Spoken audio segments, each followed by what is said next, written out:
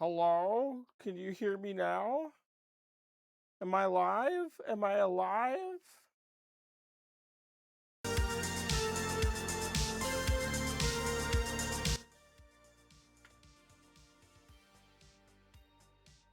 Hello, everyone. Smokey, I have definite proof that you hate me, and I hope I die. Well, you know it, Spades. I've just been prepping for stream all day. That's all I've been doing. That's all I've been doing.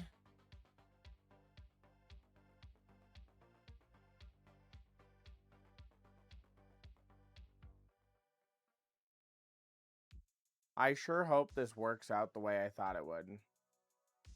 But we will see. Hello, everybody. Hello. There's so many of you. Oh, my God. By the way, I updated my vrchat. Look at me. I'm beautiful.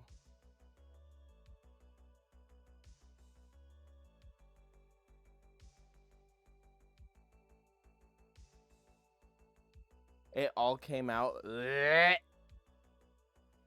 Thanks, Rice. I appreciate that visual. I know what you're talking about, but nobody else does. Bailey the Bear, thank you for the follow.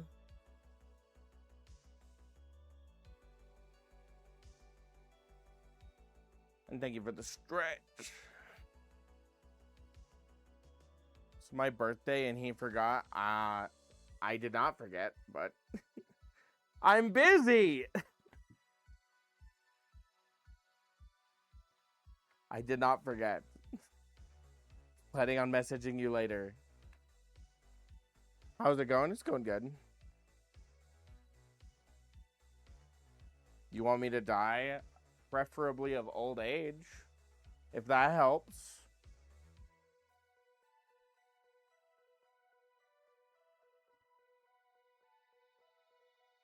Oh my gosh. This is so cool. Oof. I feel good today.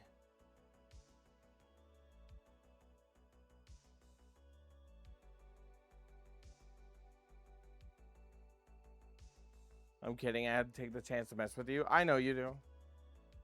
It's because I'm an easy target. I know. My family actually forgot. Aw. Well.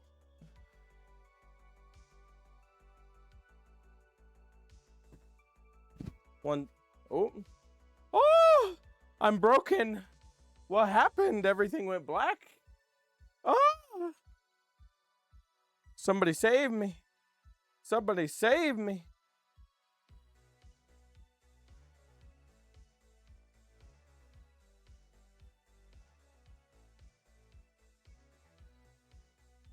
Oh!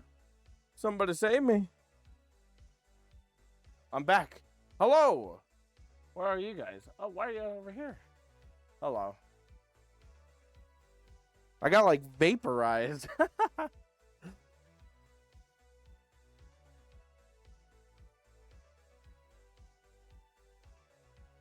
I'm getting too good at the fucking intros.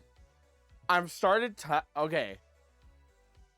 So I've started tying all the intros into like what my videos are about lately. And I'm getting too good at it. I'm getting too good at it.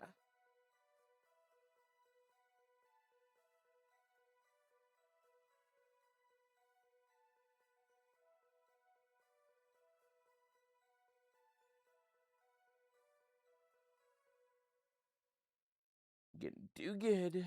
Too cool. Okay. So, we have a stream plan. I'll go over it. We have a to-do list. Okay? And I kind of want everybody to stick around because I did prep so much. 10 hours of prep into this stream. So we're going to yap for a little bit. Talk about some things, life things. Then we might Then we're going to do something else, and then we might play a game after. The something else ties into the photo I put in the general chat, but I can't comment on it yet.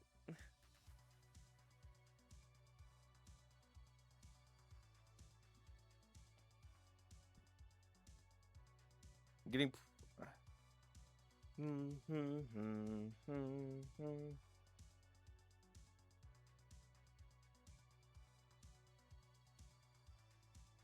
How is everybody else's day going, though? You guys having fun?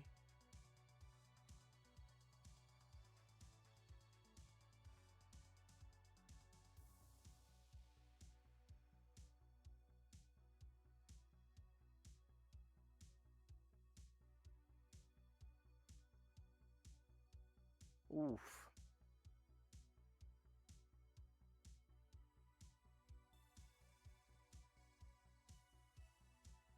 Just here working, but it's not too busy. I'm doing okay, Smokey. That's good. That is good.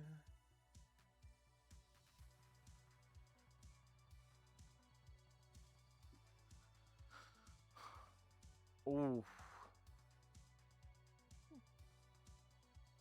Anything interesting going on with y'all?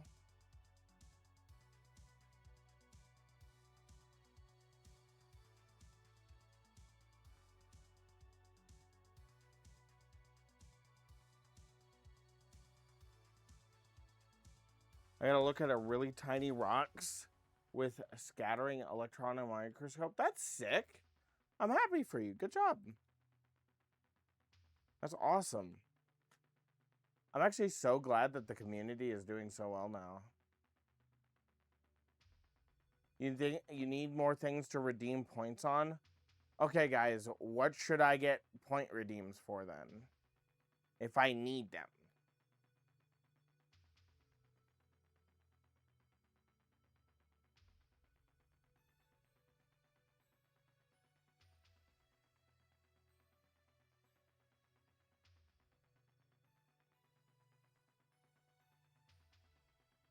Rocks to throw at you. That's like a lot of work.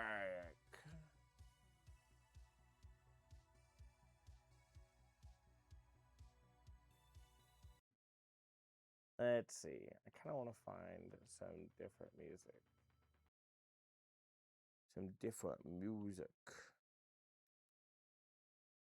Rant about emeralds redeem. So you just want me to be angry. So that's just, let's make Smokey fucking pissed for a little bit, right? Right? That's what that is. That's just the piss me off redeem. Say I love the diamond industry. Oh my god, they're failing so bad right now. Okay. I actually I have news about this.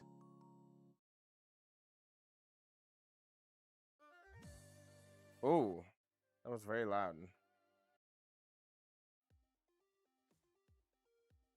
All this music is gross and I don't like it. Okay. Cake redeem. Okay. So the diamond market, or De Beers, is currently failing because what happened is they went bankrupt and they went out for bidders to make open bids for the company, right? But as the diamond market continues to decline, a lot of the people are like, I wouldn't touch that with a 10-foot pole. And this includes a couple countries as well. One notable one is that Namibia tried to put in a bid for it and was like, a little too risky. One of the former CEOs put in a new bid for it, and he even backed out, and he was like, it's a little too risky for me. So now there's nobody to bid on it. So what does De Beers have to do to stay afloat while they're taking bids? They closed the South African diamond mine, their largest producing South African diamond mine. It's crazy. Like, in terms of like the gem industry, that's insane. So they closed the largest South African diamond mine that they had, and all those people lost their jobs. Fucking sucks. And not only that, but like for example, Botswana is heavily invested in De Beers. The Botswana government owns about 15% of all of De Beers. As it continues to skyrocket down and the diamond market continues to, implode on itself, the Botswana economy will start doing worse and worse because their main export is diamonds. I'm bidding a crisp $5 bill and a firm handshake. I don't think they'd take it. So I can go steal diamonds from this mine in South Africa? Not really. I'm assuming that they're closing it as a temporary thing while they try and make it through this weird spot. Aw, 5 watch streak. Oh, thank you.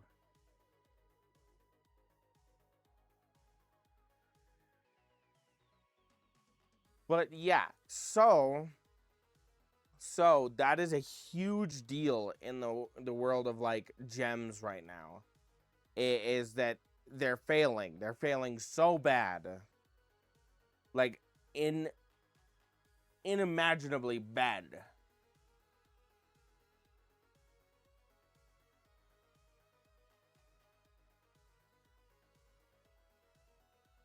Which is fine, but that means that lab created diamonds are just doing so well, because if you think about it logically, if I want a diamond, why not I just buy the chemically closest, the chemically exact same thing at 1/10 the cost?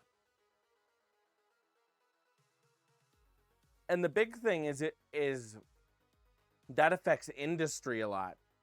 Because lab grade diamonds are way more easily producible and way more consistent than for industry. Hi, Zorro! We're just doing random stuff today. This is my chill day.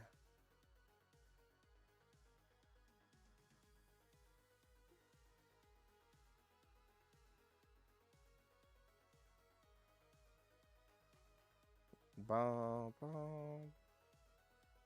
are we yapping about? The failing diamond market. Economically, that is concerning, but probably an ethical win. It is probably an ethical win, but realistically, if you think about it in the perspective of like the economy-wise, it is going to destroy a couple of the huge markets, because the jewelry market as a whole is mostly predicated on natural versus synthetic diamonds right now. So there's not a whole lot. Like, obviously this gives other people an opportunity, right? This gives other mines and other like gemstones an opportunity to excel, but the diamond market is still heavily important to the gem industry. Less child labor is always good. Yes. No child labor is good.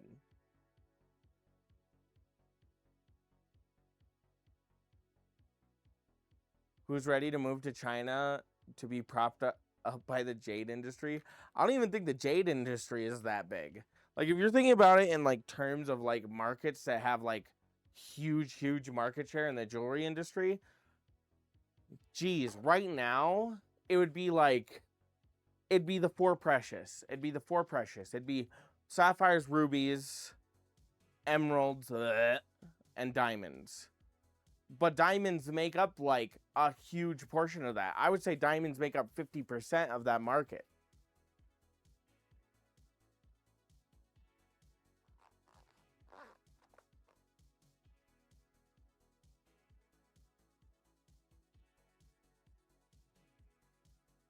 So that's a huge deal.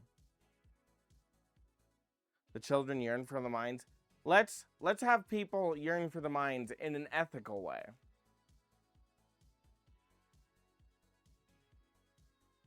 Ethical diamonds are good.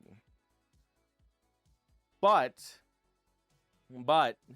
yeah, this is kind of a big deal. If the natural diamond market completely fails, What I predict will happen. I predict a restructuring in the gemstone like hierarchy.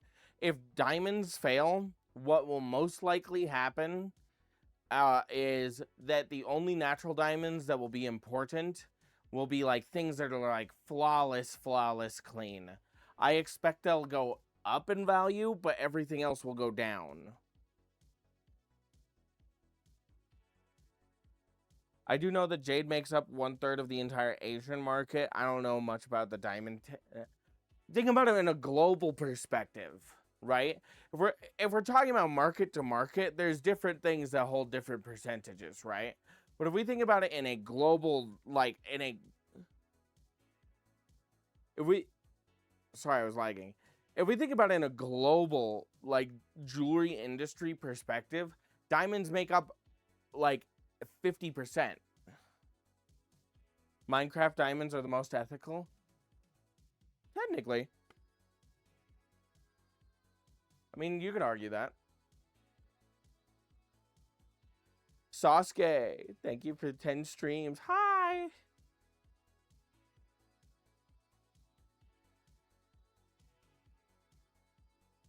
We'll be back later. Love you, Smokes. Oh, you're gonna miss it. You're gonna miss the stuff. Bye, Spades. I feel like I've been pretty consistent in streaming. Oh. I feel like I've been pretty consistent with streaming lately. It's kind of nice. I like having a creative outlet where I can just be me instead of the horny rock man. Oh, my video today was so fun. I made that at 6 in the morning.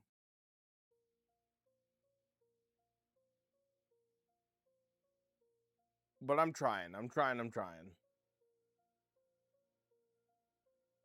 Wait. Why is this in my recommended? Oh, this is Dr. Disrespect song? Disgusting. Spit on that man.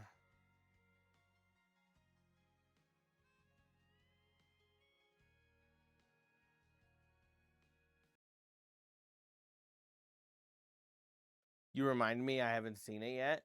It was fun. I pronounced a couple things wrong, and I got the lady's name wrong, so I pissed a lot of people off, which is fun for me.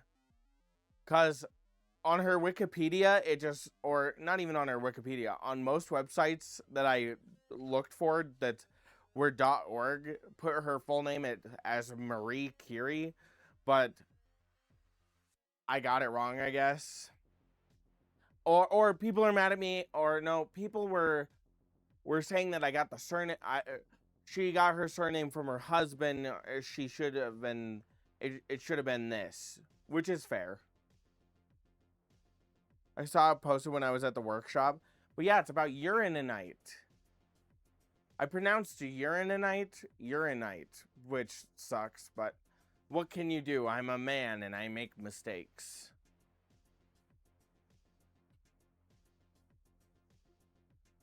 How about one of you guys try posting every day? Trust me. It's not as fun as I make it out to believe. I just have an insane overwork ethic.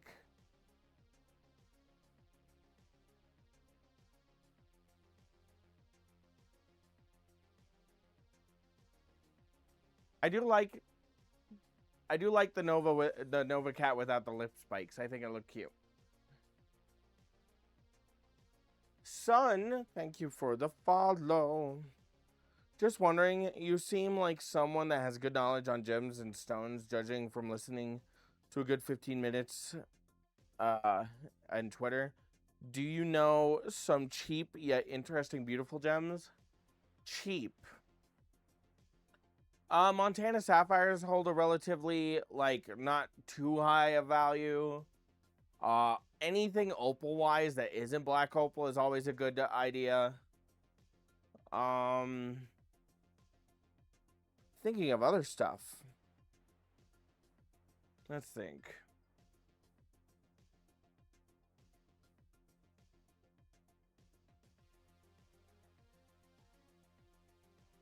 I mean, there's like turquoise. Turquoise is a good one, but that's rising in value.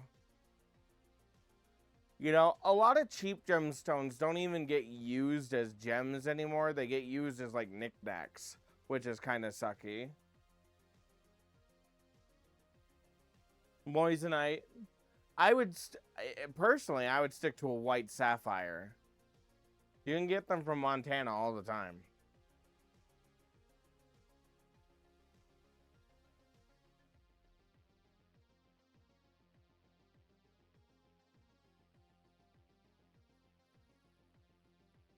Knickknacks are fun.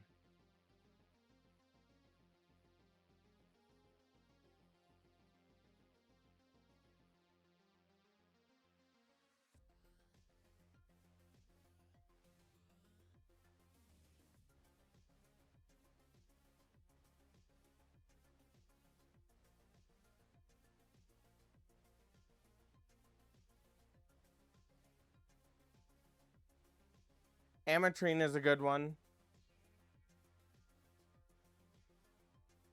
It's because you usually only hear of the more expensive kinds like jade and diamonds, but the cheaper always stays in the shadows. Not really. Cheaper gemstones are so widely available that the big problem is that they've become this bigger thing. Instead of being gemstones like they've always been, they've risen to a level of where they are in a words, they're too available to be in jewelry.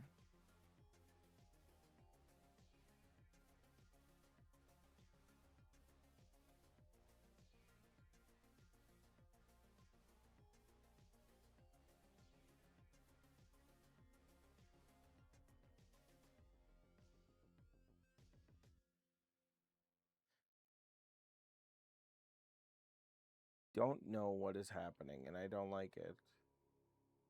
But something is lagging. I think it's in my headset though. Yeah, it's definitely in my headset. Weird. Weird, weird, weird.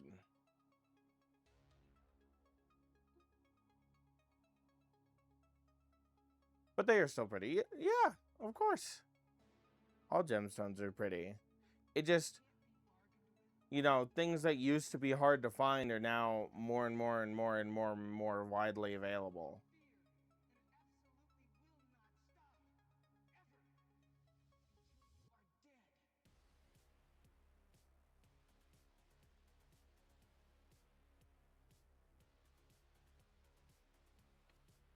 You should join the Discord. We've got lots of people who like to answer these kinds of questions. Indeed.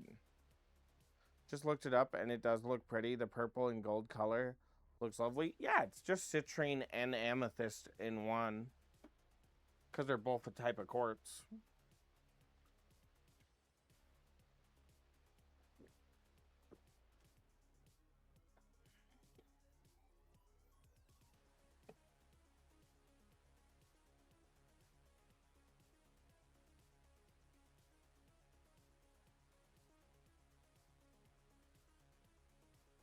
The more calming music.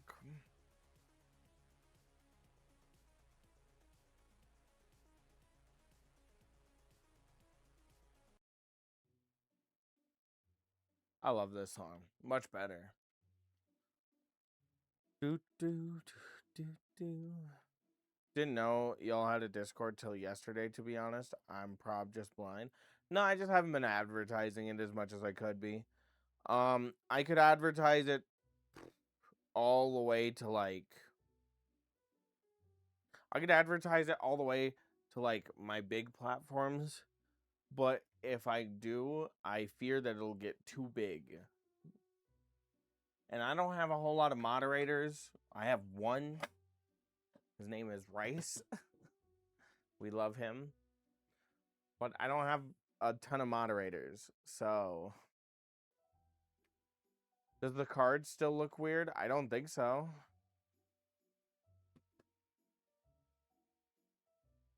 But yeah, no, I think I think legit.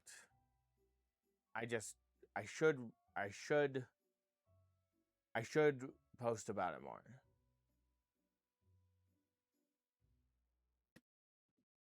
Well, the thing is like at one point I would like to have more moderators, but I can only have more moderators once I have a community that's kind of established where there's people that we can go to and talk to. Like, there's only so much I can do there, you know, which is okay. You know, I like having a community that is growing, you know, slowly rather than all at once.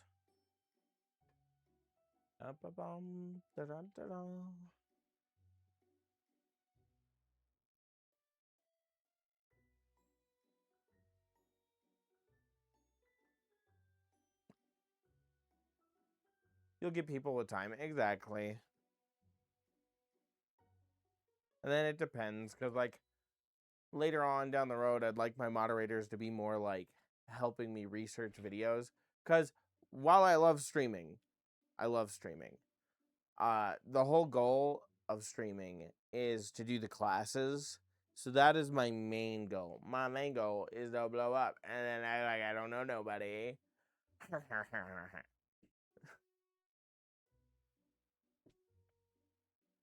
Oh, I'm so tired.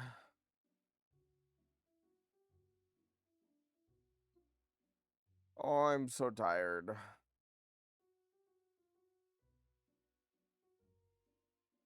The humble TA, exactly.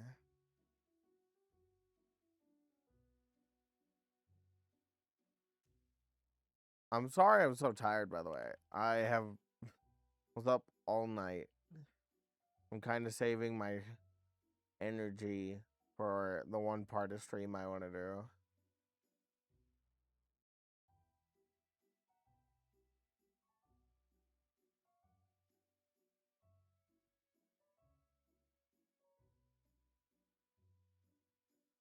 Oh, it's so fun though. It's so fun streaming though. Where if we made it to 52 subscribers, I had a jump scare last night that there was like money that went into my account and I was like, "What?" And then I just spent it all on stream stuff. I literally spent most of it on this stream actually.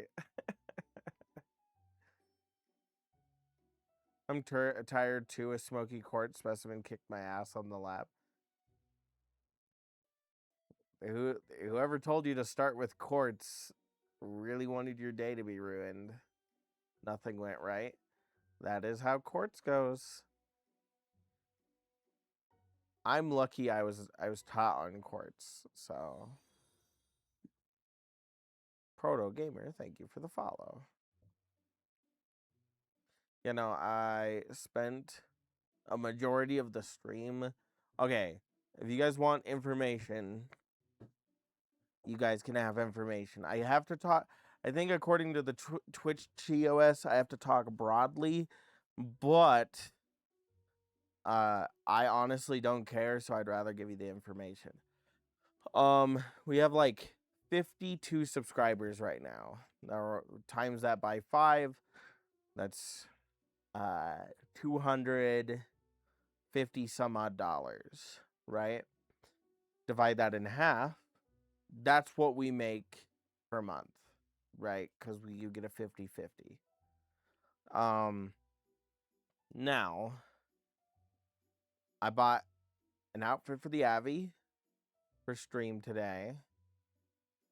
A couple outfits or a couple things for this stream. That way we can do something really fun. And then the other stuff, I have more trackers, so I bought other straps so that we can use more trackers. So I'm trying to use the stream money only for stream. I'm debating on making a second account for it. Yeah.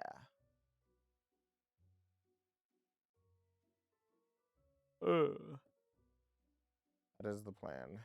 Is gem cutting like gunsmithing, where starting off on simple things helps you understand stuff and ease you into more complex platforms? Or is it better to start off hard? I don't know. Personally, can't tell you. Uh, I started off very hard. I started off cutting opal triplets. So I'm back. Both are now clean. Thank you for the update, Rice. He's talking about his ears, by the way, chat.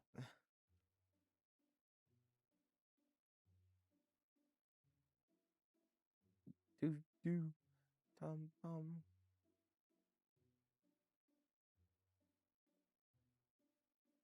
Yeah, we're just vibing today. I'm so excited.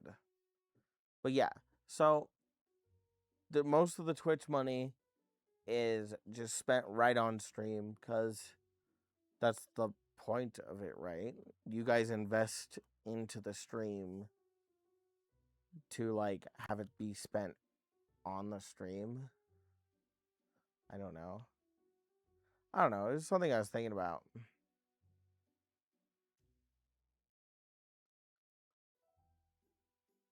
There's a couple things I'd like to buy at some point. Oh my god. One of the things I want to get is a laser engraver. Because I want to. Oh my god. Post needs to actually message me. I told them to DM me so I could send them their crystal, and they never DM'd me. There's different ways to make it harder, in my opinion. Either choosing a difficult cut or an evil material. So in my opinion, keep it simple is best. Is this the Smoky? Hi. Hi, Avis Corvus. We're just chilling today. We're chilling. Chillin'. Chillaxin'. Chillaxin'. I think we're actually going to start our next part of stream. So, pardon me, but I can't actually show you the next world just yet. So give me 1 second.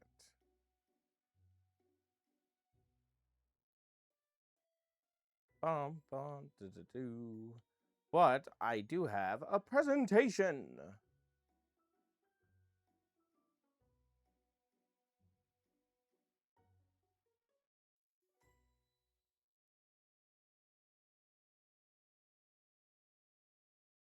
Okay.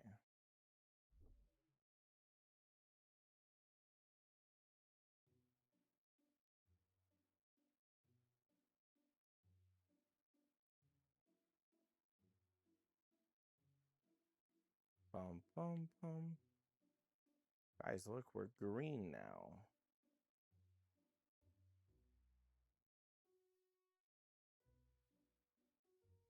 I think we actually might just go to a green screen world. 1 sec.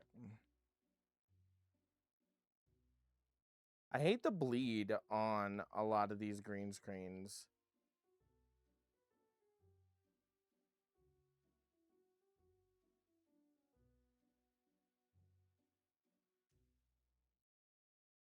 Where's my chat? Oh, there you are. Hello.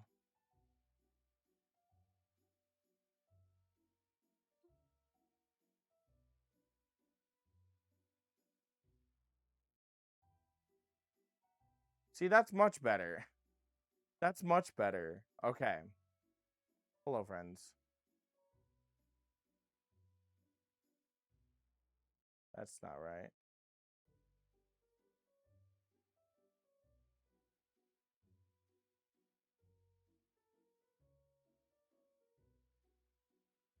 I'm back.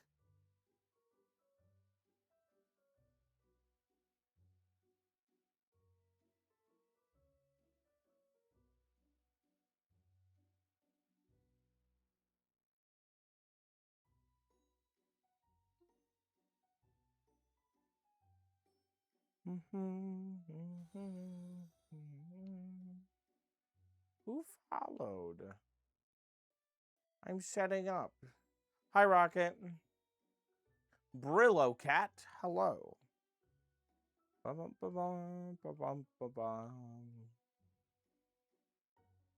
that's also not right. I'm I'm not great at this, chat. I'm trying.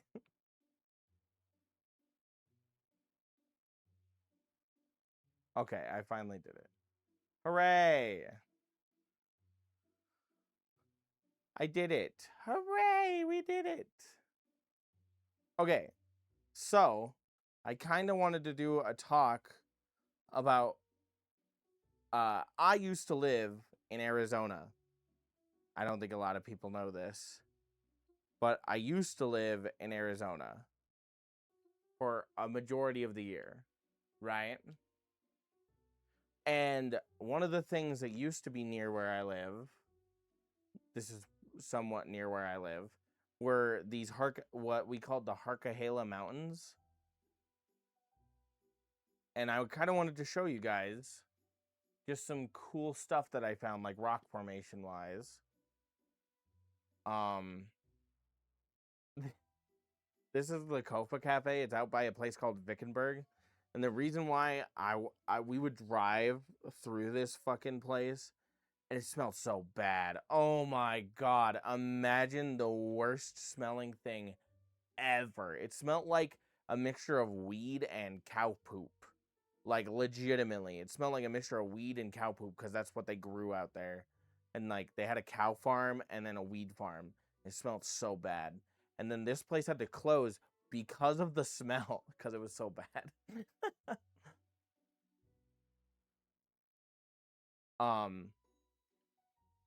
But one of the big things I wanted to talk to you guys about was I need to get on the other side of the screen really quick. Look at that. Editing magic. Okay. So there is a place called the Harcahela Mine. A lot of these mines were gold mines back in the day, but so some cool stuff that they found is like this. This is actually from the Harcahela Mines. I made sure to source these pictures from there. So this is called Allophane. Then we have something called chrysocolla, which I thought you guys would like it. There's a lot of blue minerals. Ironically, I thought you guys would like this one a lot. Diaptase. Hematite. Malachite. This is called musgravite. Planchite. Is that planchite or planchite? Somebody tell me. Quartz. Chalcedony. This is calcite. Sorry, I'm in the way. So I actually was tracking down some history for you guys as well. And this will tie into this to why the stream is called Rabbit Holes, right? So I'm going through this about the Harcahela mine. It was started in 1888 as a gold, copper, lead, and silver mine and reopened in 1906. It was sold to the Hubbard and Bowers, or two Hubbards and Bowers after discovery, and it was called the Bonanza Mining Company originally. And then it was sold to a lot of people, like a lot of people. Okay? Right? So it's sold to a lot of people. And it goes to a depth of 182.88 meters on 7 levels. And the production was, they produced $1.6 million in gold bullion in 3 years. This is in the 1890s, mind you. And this includes when it was called the Golden Eagle Mine. And 158,761 tons of ore, averaging about 0.85 ounces of gold per ton, or 0.5 ounces of Ag a ton, and then minor lead and, copper. So, big silver mine, right? So what do? Right? Obviously, I ask my mom. My mom is an Arizona resident, and she's lived there way longer than me. I'm trying to find my phone really quick.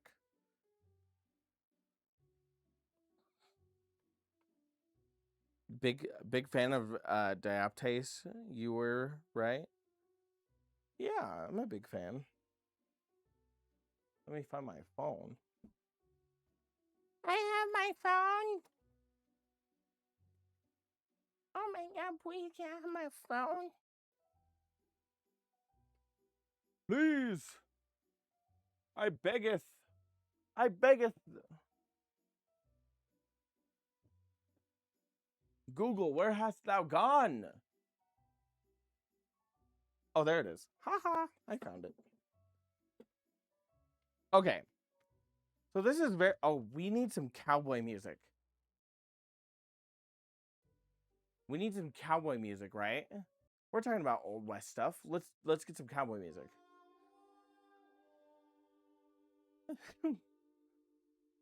I totally wasn't prepared for this.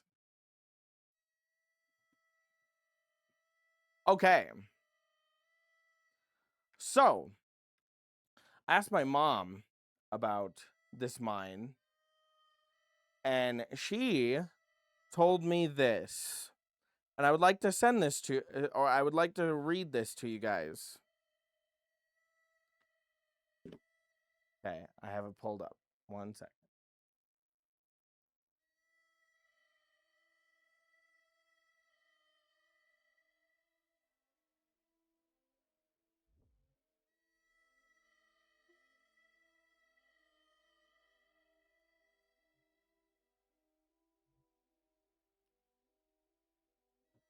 I just checked my collection database, and I do have a few Dioptase specimens from there. Awesome.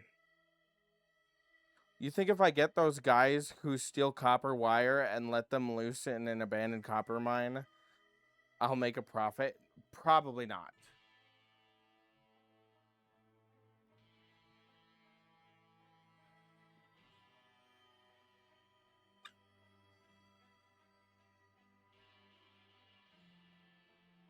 Bow. If I could get this thing to load, Jesus. Okay. So this is what my mom sent me as a message. Let me check volume here. I need to go to a different part in this, I swear. Because this is an annoying song. Wow! Okay, here we go. Okay. So my mom sent me this in a recording. So I'm gonna read it for you guys. When I was in high school, it would have been around 1995 to 1996-ish. We used to go out and play in the Big Heart, Hela, the one that you can't get to anymore. This is where the mine is. Okay.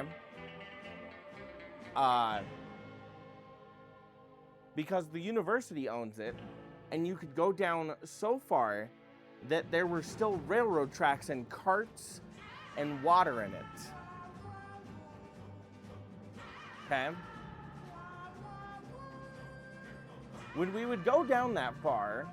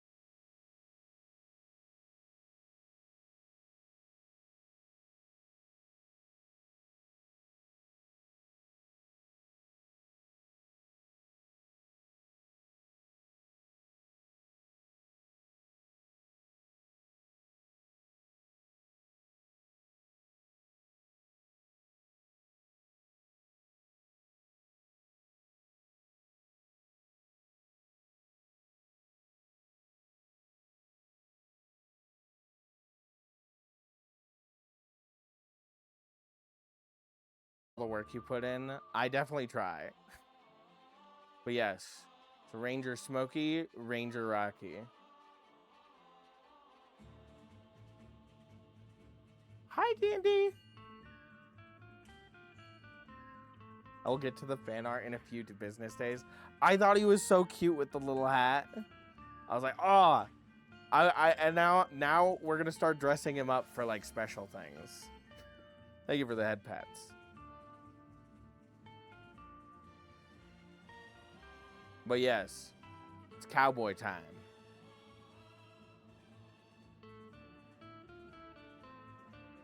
Okay, so what I was thinking we might do is we'll sit by the fire, and I have a couple stories that I have prepared that I want us to read through. We'll read through with some epic music.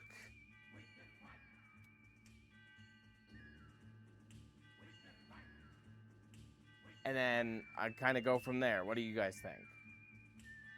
I thought it would be a lot of fun. The cowboy getup def matches this Abby. Oh my god, it took so long. And originally I had a poncho. Set up for this. And the poncho wouldn't work. I couldn't get it to work. And it was really frustrating the hell out of me. So I just deleted it, and now I'm just wearing a shirt.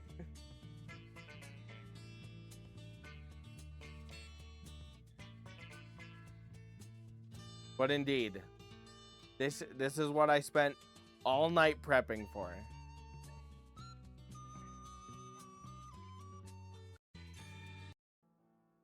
I don't like that song. But yes, this is what I did. So, Ranger Rocky, he's coming. Here, we'll take a picture for YouTube thumbnail.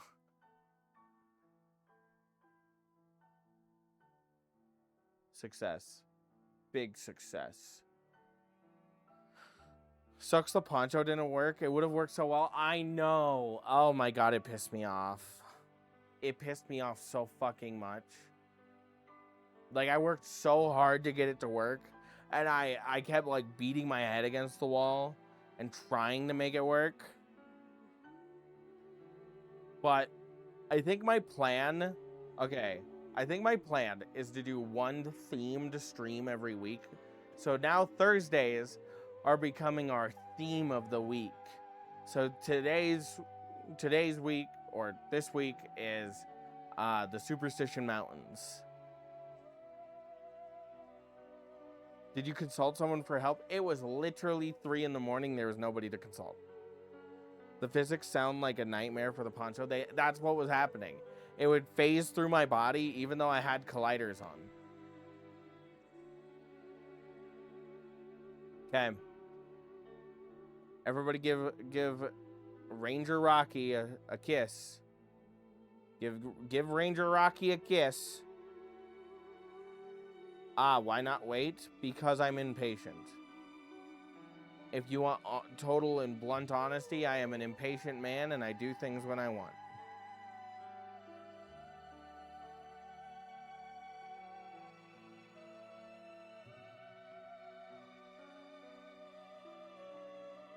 Okay.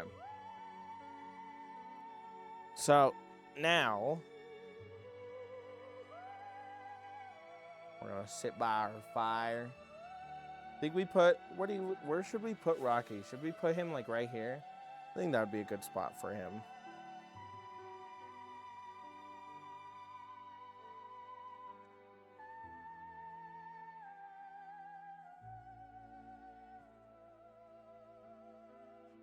Rootin' and tootin' gabble folk.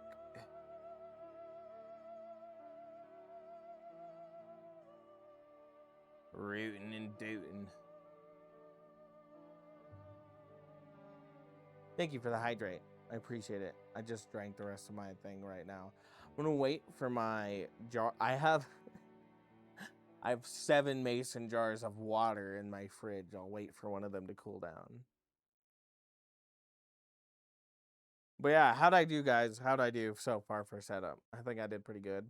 I found a world that worked. I was originally gonna make one, and I was like, oh, the fire would be hard, especially to figure out in one night. Okay. So I think we'll start out with the short one. Right? I think that'll be the play. What do you guys think? Peak, solid setup, 10 out of 10. Making one would be something you would need a little team for. I mean, I'm pretty good at making things. But yeah, okay. So I found this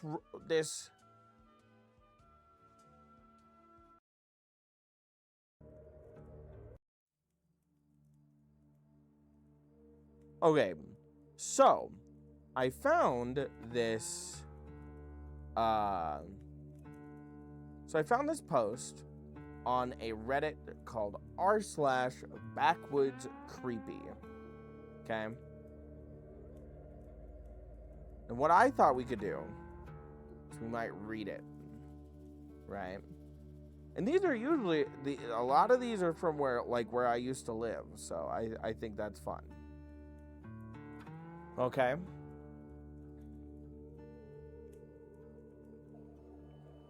Okay. So this one is called Canyon Encounters.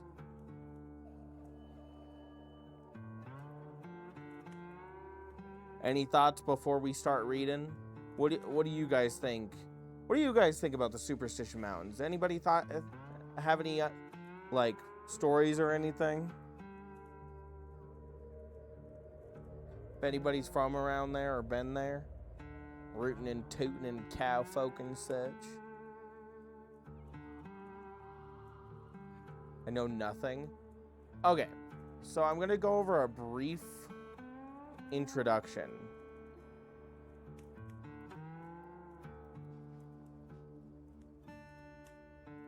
Okay.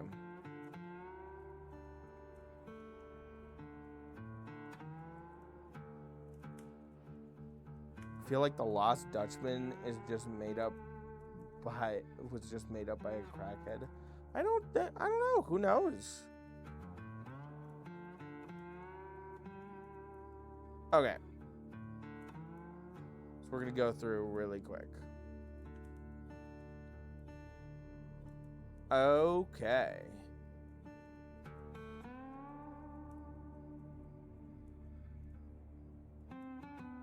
So, the Superstition Mountains are a product of many natural forces that helped to shape this gorgeous mountain range.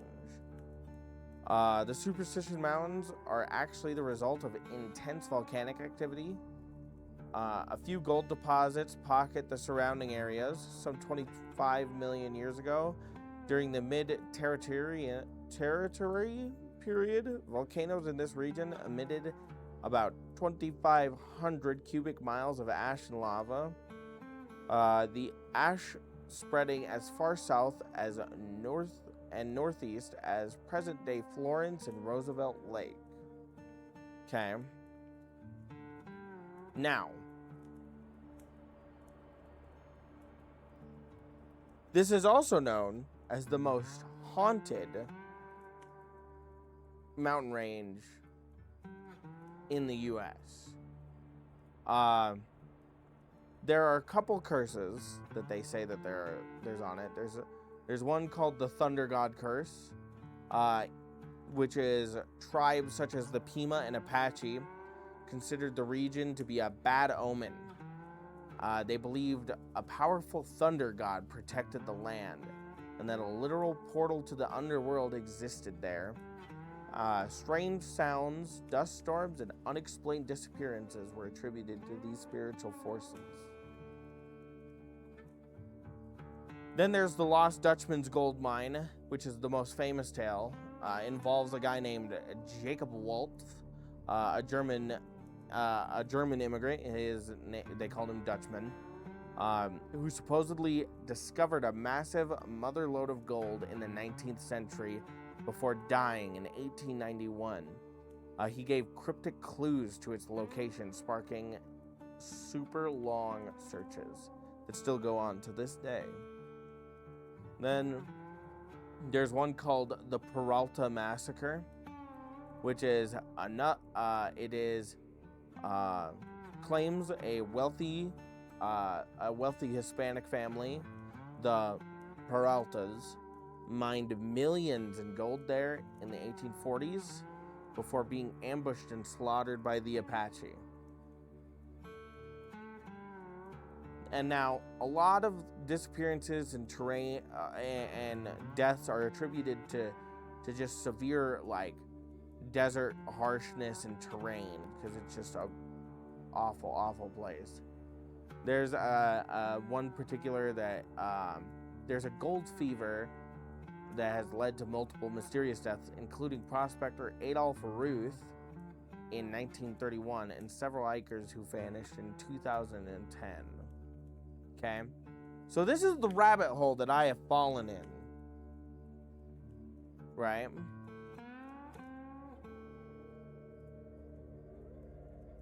This is the rabbit hole I have currently fallen in.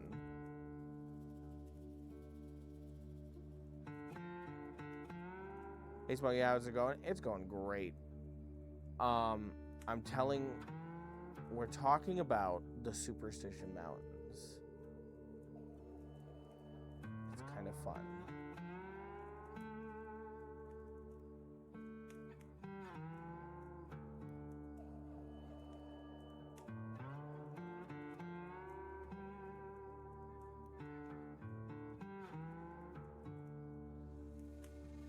I actually used a lot of the lore from these mountains for world building. Ooh. See? We're finding out interesting things all the time. I think we'll wait a couple minutes before we start the story. The pre-rolls are about to go off in 4 minutes. Sorry, my audio was quiet. What did you say you were talking about? We're talking about the Superstition Mountains. This is Ranger Smokey. No, I'm Ranger Smokey. This is Ranger Rocky. You better stop stealing my name, bitch. Yeah. Fight you over the can of beans later. Okay. These stories are so scary. Rocky, hold me. I want a rock this big, by the way, to glue eyes on and have painted like this. Maybe a 3D print would be better. That'd be nice. Yeah, maybe I'll just see if somebody could 3D print him.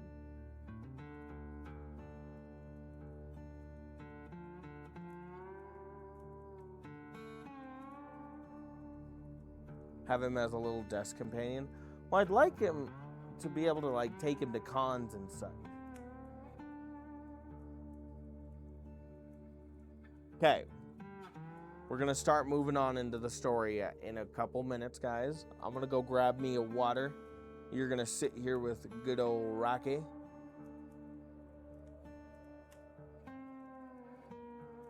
The Lost Dutchman probably does exist, but I think the guy was lying about the grade of the ore, which he was known to do. Well, it's interesting because doing some research, there's a lot of geology that states that, like, that place just isn't a good spot for gold mining. Just isn't. It just isn't. Okay? So it's just not. But there's just some fascination about it. I was watching a video last night of a lady who was born into the Pima tribe, said that they are scared of that mountain range because of the stories around it. And it's still ingrained into them to this day. And that's just so interesting, isn't it?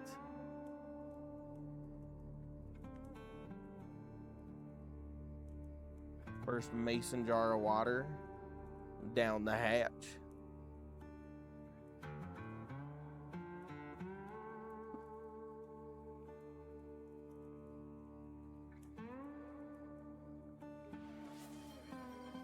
Thank you for the head pats.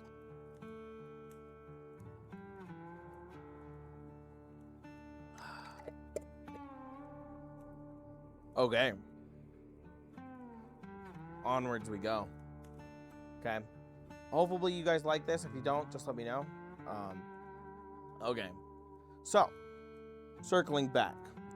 I discovered this story on Reddit called Canyon Encounter on this Reddit called r/backwoodscreepy. It goes like this. I'm a 17-year-old guy currently living in Phoenix, Arizona. This incident took place around 6 months ago on an overnight trip into the Superstition Mountains, which are about an hour drive east of Phoenix. I'm not going to specify to the exact trail because I've been doing this stuff long enough to realize what happens when you post stuff on the internet. Whether it's a good trail, abandoned mine, ghosts, or whatever it may be, people come flocking, and usually with a lot of trash and loud music. Anyways, this particular trail I was taking was an 8-mile loop through a canyon. Pretty simple, in and out overnight trip. I had planned to go with my friend, but a last-minute cancel on his part left me on my own. So with a packed bag and car ready to go, I decided to go out on my own. Not leaving the house on time and some trouble navigating rough forest roads. I didn't arrive to the trailhead until around 5:45, which for those of you who don't backpack, this is a very big no-no. I had about a 4-mile hike until I arrived at my planned camping spot, and it was getting dark fast, so I figured if I moved quickly enough, I could get at least 2 to 3 miles in before I had to find a good spot. Okay, first couple of paragraphs. Interesting, right? Not, by the way, I haven't pre-read any of these. I found these and was told that they're good. Now, mind you, these are Reddit stories. Most likely they're not real, right? They're most likely not real, but who cares? We're having fun. Okay?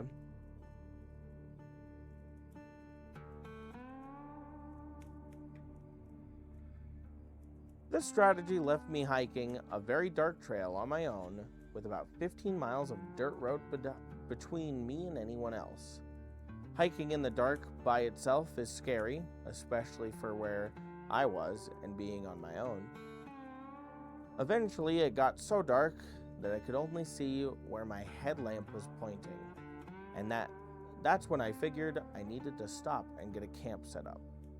With only using the headlamp as my light source and trying to move fast, I ended up in a less than ideal spot, but there were some burnt pieces of wood and the remains of a fire circle, so it looked like people had been there before, but definitely not recently.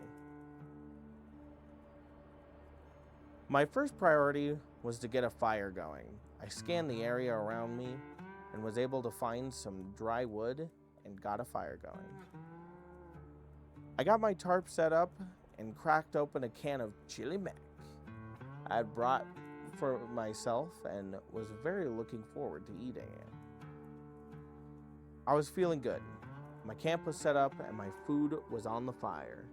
The feeling of uneasiness from the hike had almost gone away, but it was still there. And then it says in brackets, side effect of camping alone in remote areas. Chili Mac. This man's got some taste. Nope.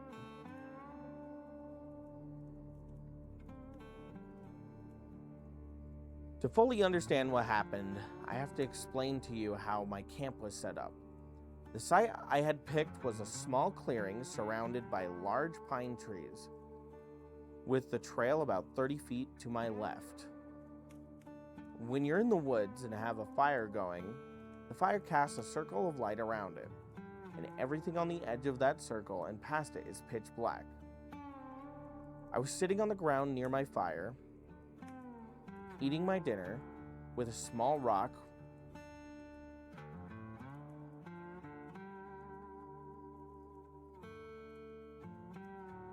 The small rock? Is he talking about us?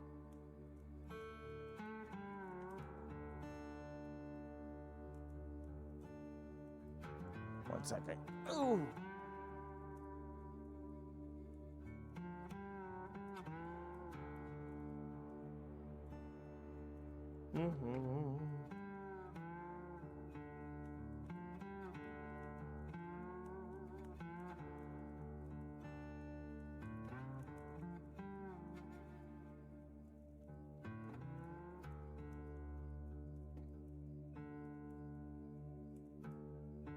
Oh no, what if Rocky is the real cryptid in this story? No, could never be.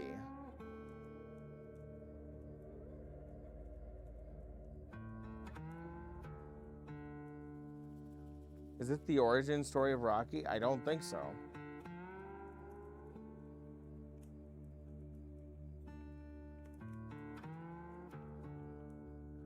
Okay.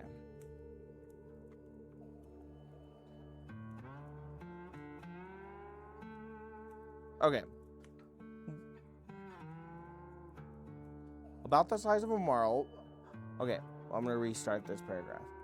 I was sitting on the ground near my fire, eating my dinner, when a small rock about the size of a marble was thrown into my camp. I looked at the tiny rock in shock, as I was positive that I was the only person on this trail that night.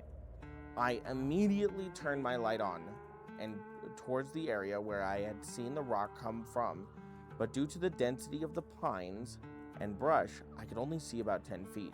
I spent the next 15 minutes in disbelief as I scanned the tree line that surrounded me, searching for what or whoever had thrown the rock, not daring to stray too far from my fire that in hindsight offered me a false sense of security. After sitting back down and spending the rest of the time on high alert, I was able to convince myself that I had somehow kicked the rock or had fallen from a tree. Hi Post, we're doing, it's spooky story time.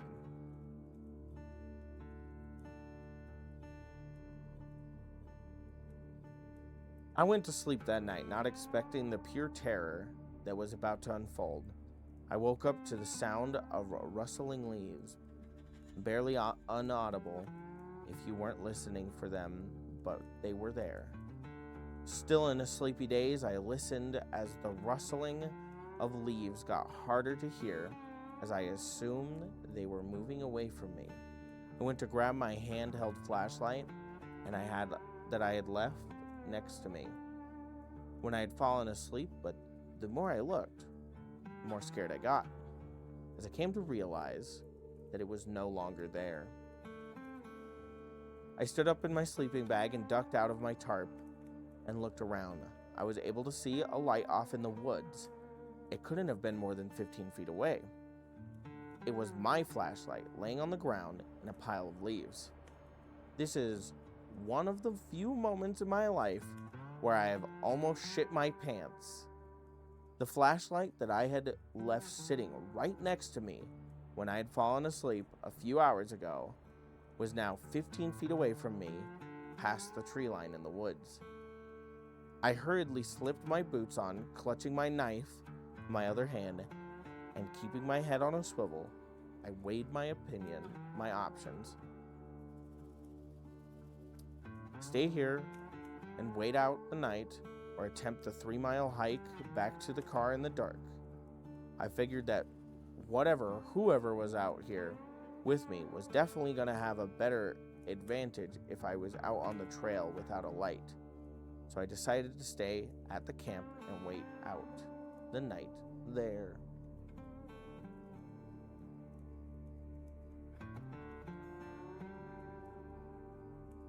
Eventually it came back. I could hear it walking through the woods. It was far off, but I could hear it. It sounded like someone leisurely walking by. Leisurely walking by.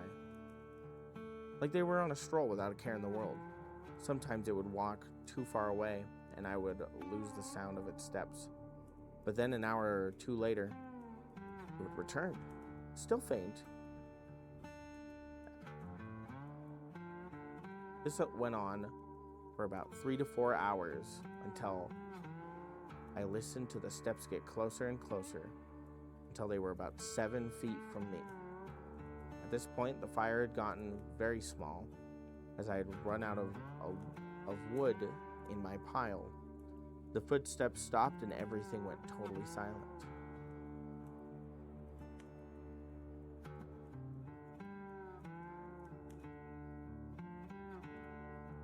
I sat there still for 2 hours, clutching my knife in my hand and praying that I wouldn't hear anything else. I stayed like that until the sun cast enough light that I could see that I was alone in my campsite. I packed my things and speed walked the 3 miles back down the trail I had taken. I arrived at an empty dirt road where my car was parked and nearly sprinted to it as I unlocked my Subaru, jumped in and drove and didn't stop until I had put at least 20 miles between me and that place. I stopped at a gas station in Apache Junction to buy a Red Bull, but mostly just to see and or talk to another person. As I exited the store, I was able to read what was written in the dust on the back window of my car. Sleep well. A lot of weird things have happened to me on my various adventures through Arizona. This is the weirdest and scariest by far, so I thought I'd share it. There is a seriously deranged person living in the Superstition Mountains. Do yourself a favor and stay as far away from the mountains as you can. I know where Apache Junction is, actually. I've been there. That's right outside of Tucson.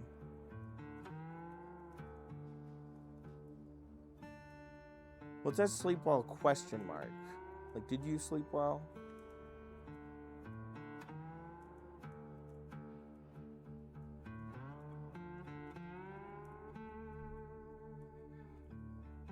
So that was our first story. What did you guys think? What did you guys think? Give me some feedback. Give me some feedback. Come on.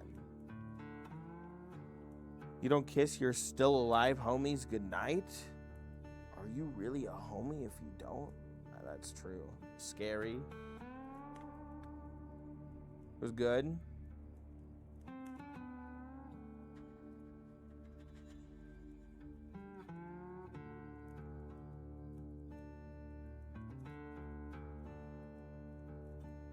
How'd I do reading it? I know I make a lot of mistakes, so this is something I'm very self-conscious about. But I make a lot of like reading mistakes because dyslexic.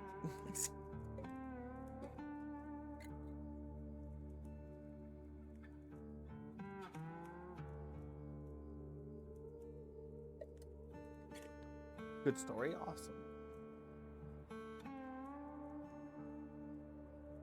Man, I just can't get over how good the outfit looks with your Abby. I love it. The reading was good. Hooray. The slower pace is actually nice in my opinion. The reading was great. Hooray. This is a vibe. Awesome. That's what I was hoping for. I was hoping to do like I wanted to do something. I'm taking a lot of inspiration from my personal favorite streamer, the GOAT. Everybody knows him. The pink maniac himself, the cult leader. You know him, you love him, Rocket. So I'm taking a lot of inspiration from his like Monday streams. So, but I wish we were all there around the campfire IRL. I know, right? Spooky, scary Sundays. Probably Thursdays. We might. Maybe. We'll see. The Rocket. The Rocket. You know, Rocket is the Rocket. So I actually have another one that I found. On r/no sleep, I found this one called There Are Creatures Living Beneath the Superstition Mountains. Are you guys ready? Are you guys ready? Should I keep going? Field trip to the Superstition Mountains. Man, if we reach 15K on the YouTube while I'm in Arizona, I'll go to the Superstition Mountains. Because I'll be there this winter, I think. Don't worry, I'll still be making content and streaming. Okay, onwards and upwards, they say.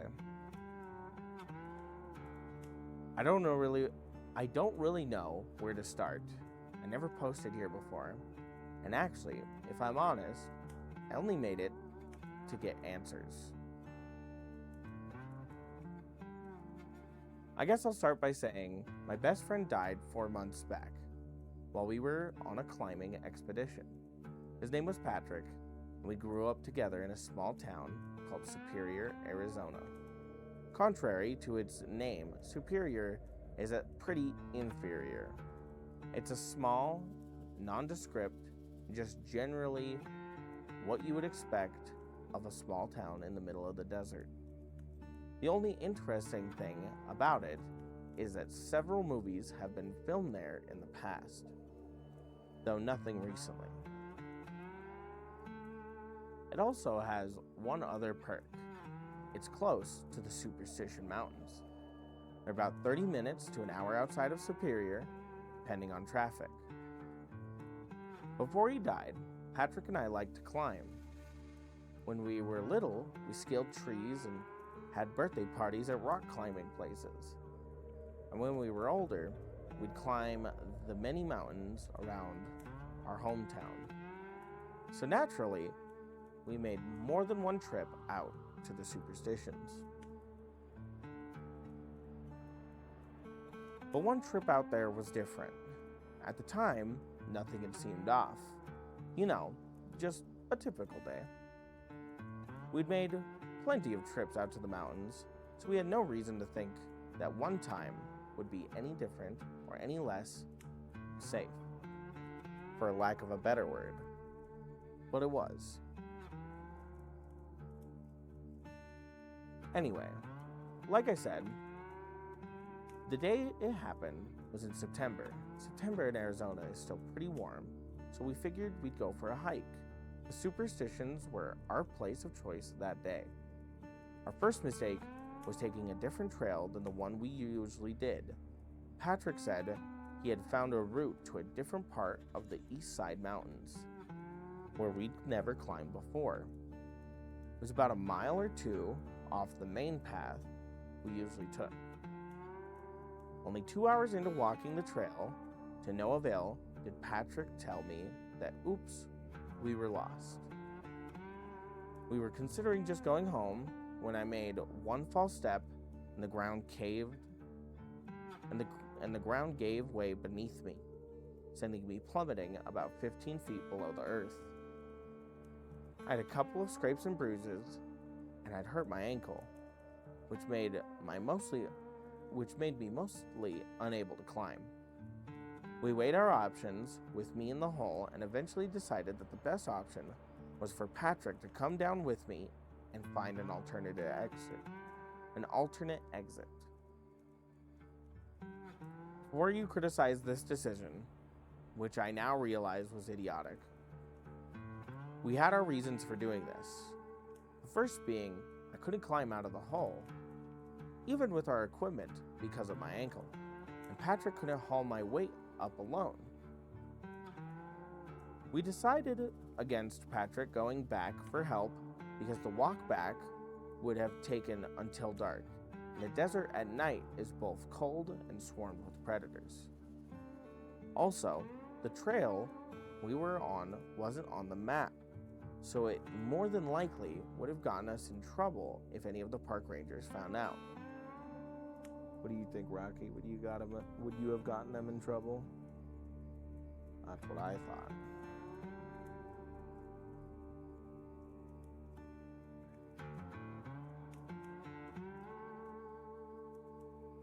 They didn't bring a radio? Apparently not. Hi, Strutsky. It's story time. Story time. Story time. So Patrick came down into the hole with me. Upon some investigating, we realized there was other hollowed out tunnels in the hole that led deeper underground. So thinking that someone else had already explored this path or cave system and found an exit, we decided to follow the tunnels. The first thing we noticed down there was that the tunnels stank. There was a putrid smell in the air. I don't know how to describe it, other than to say it smelled like stagnant water. The still dirty water you would find in a swamp or creek. If you've smelled it then, you know what I mean.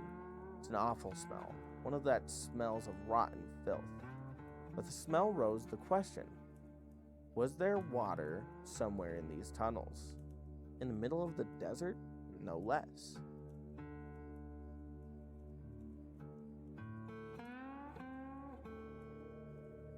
Not knowing what to make of it, we continued on. The tunnel seemed to get steadily darker, and our only source of light was 2 small flashlights we'd brought in case we weren't home before nightfall. As we continued walking, sure enough, we came across a small pool of water, which was definitely the source of the nasty smell.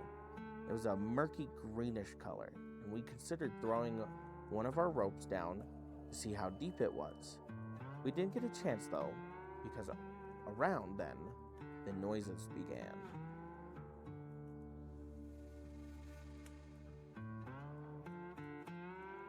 It's my favorite rockfish. Hi!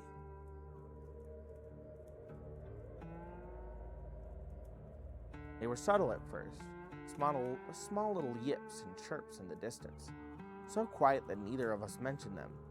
We didn't get much farther beyond the water before they started getting louder. We got a clear idea of what the sound was then. I swear to God, sometimes at night when all is quiet, I still hear these fucking noises. It was almost like a crackling. It was almost like a clacking noise. It even sounded non-living at first, but each clack was punctuated by a hiss or a growl or some other noise that was definitely the source of an animal or creature. By then we were scared shitless. We didn't know what to do. We were so far into the tunnels that going back would take us at least an hour. But we knew that we sure as hell weren't going any further. The noises got increasingly frequent, and they sounded as if they were getting closer. We started tracing our steps back, hoping to reach the hole I originally fell down. We didn't make it far back through, or rather, Patrick didn't. A thing sprang out of the darkness and latched onto Patrick's back. He screamed, and by the time I turned around, I was a few steps in front of him. The creature was already dragging him back into the darkness. I got a glimpse of it, though. I wish I hadn't. It was all white. So white that we probably wouldn't have even needed flashlights to see it in the dark. It had no eyes, like most cave dwellers. It had a horrid mouth, a horrible, awful mouth.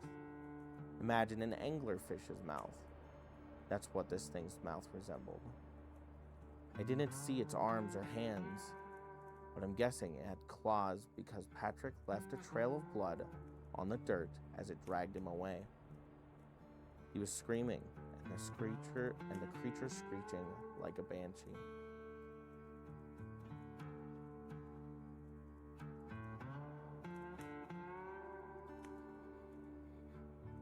I ran after them, but a few yards ahead, the tunnel split into 3 new tunnels. I tried going a little farther down each, but I didn't hear anything or see anything, so after about an hour, I gave up. I felt numb at the time, nothing. No fear, no sadness, no nothing. My mind reasoned that Patrick was probably already dead, and that soon I would be too if I didn't leave. So that's what I did. I returned to the hole where we originally began and waited for sunrise. It was now dark, hoping that someone on the surface would find me before the creatures did. In the morning, a park ranger indeed found me and assisted me out of the hole with a team of other rangers. It turns out that they did indeed patrol that part of the mountains because other peoples like me had fallen into ditches and holes. Some had gone missing completely. Afterwards, I told them that I lost my friend in the tunnels below. They looked at me strangely and asked me, what tunnels? Turns out, when they went down into the tunnels, went down into the hole, the tunnels had been covered in dirt, as if they were never there to begin with. They said I had probably just dreamt it and imagined the tunnels being there at all.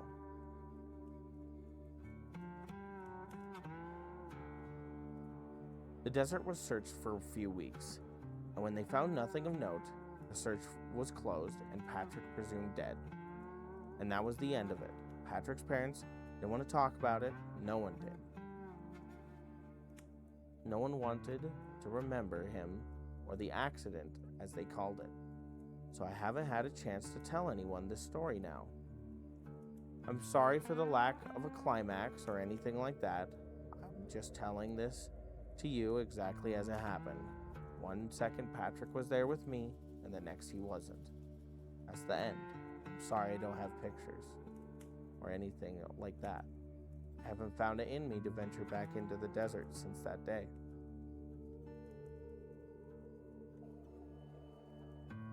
But I didn't type this all down just to let it out. If I could, I would never talk about this experience again and not even think about it. I need help. The thing is, I never saw Patrick die. I saw him get taken, but I didn't see him die. What if he's still down there, waiting for help, praying that someone will save him, cursing me for leaving him? It seems unlikely, but if it's true that he's still alive, what if I really am abandoning him? That brings me to my question. My reason for posting this. What do I do? Should I go back and see? Should I tell the authorities knowing they won't take me seriously? Should I tell Patrick's parents? Or just let them believe their son died in some tragic accident? I don't know. The guilt is tearing me to pieces. I just want closure, and I just want answers. And that's our second story, friends. I hope it's a werewolf. Suspicious. No, Patrick. I know Patrick is dead. Oh, that's scary. So are these true stories or fictional? I would assume they're fictional. I love the desert, to be honest. I think I missed that. I got a plan, Dutch. That one was a lot scarier. I know. That's on r/no sleep, which is a place where you basically just post scary stories. So I'm assuming there's like no validity to anything. But it's still cool for us to talk about. I am having fun doing this. I will say, was super duper duper duper anxious doing a reading stream because I think my reading sucks. I'm a sucker for those stories where some indescribable creature takes someone. We just need more money and a quarter. Don't forget the quarter. It leaves a lot up to the imagination. Yeah, it does. That was a good time. I loved it. Smokey, aw. You have a good voice and pace for the storytelling. My hope for doing this and reading like a bunch of these out loud is to get better at my script reading. And I'm doing it in a way of like, I love horror and I love things like this. So doing this makes me happy.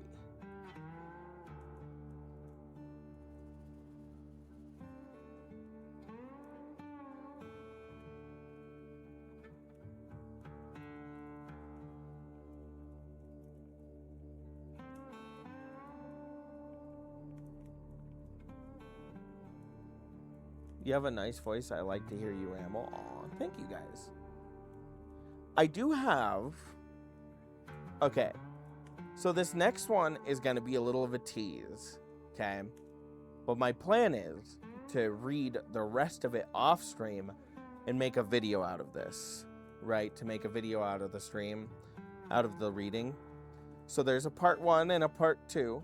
I'm going to read the part 2 and post it on my YouTube. Is that okay with everybody? If not, I can read both of these ones just for the YouTube video. I'm trying to get you guys to go watch the YouTube.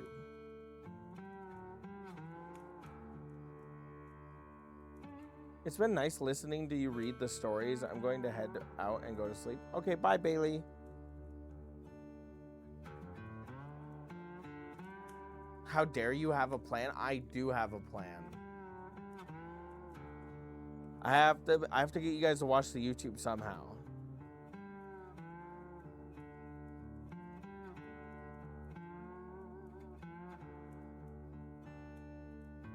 Please go for it, Smokey. Is everybody else okay with that? I think that would be fun. I think it would make it so that people would... Fine, I guess. I just say you hate us stream goers. No, I love us stream goers. But I do love our YouTube frogs.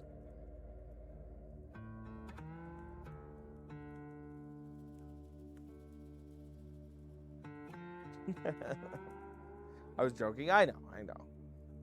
Okay. We're going to do one last story. And then we might play a game. We'll see. Okay. That's acceptable. I shall watch the YouTube. Okay. Here we go. Do not go to the Superstition Mountains in Arizona. Part 1. My friend and I enjoy the great outdoors. We long for it. We thrive in it. Whether it's the forests of Michigan, the Appalachian Trail, or the Smoky Mountains. Me. We always try to make a good time or a good adventure. We usually stick to the more woodsy areas, but in 2020, during the middle of lockdown, my friend Abdullah and I decided to go on a trip to Arizona. We were so cooped up that we figured spending a weekend in nature away from all the craziness was the best thing for our mental health at the time. We had already lived together, so driving up to Arizona and walking into the middle of nowhere wasn't a risk to anybody. If anything, it was the most responsible thing to do. Me and my buddies do this thing whenever we go on trips. We try to find something interesting about the location. If it's a spooky backstory or a myth or the region, we act as if we're pursuing whatever the myth as a bit. It just makes it more fun because if you're just hiking, the hike could be boring. If you spend the entire hike pretending to be finding clues of the Holy Grail, the downtime is far more entertaining.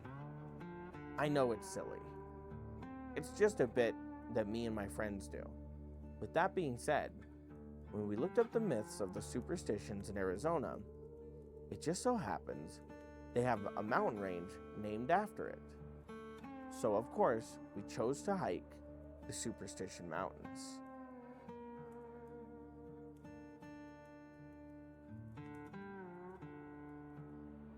If you don't know about the Superstition Mountains, it is said that in the late 1800s, there was an explorer named Jacob Waltz, who supposedly found a gold mine with enough gold to make a man unimaginably rich.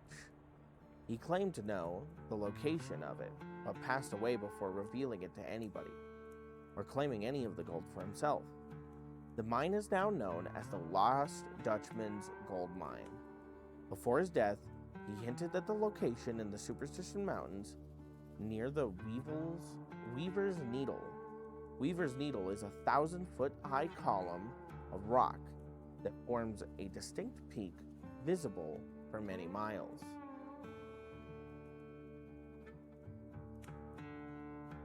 So naturally, being the dorks we are, we chose to do the Weaver's Needle Trail, which is about 13 miles long. You could get it done in 2 days. We had planned to linger about there for 3. It's not the most difficult hike in the world, but you need to bring copious amounts of water with you, especially when you go in the summer, like we did. We were so excited because it was the first time out of our houses in months, but we had a great bit to do the entire time. This weekend, we're treasure hunters. We even looked up silly hand-drawn maps and silly riddles that were available online so we could pretend to truly search for the treasure once we got to Weaver's Needle. I'm gonna pause for a little drink. My water.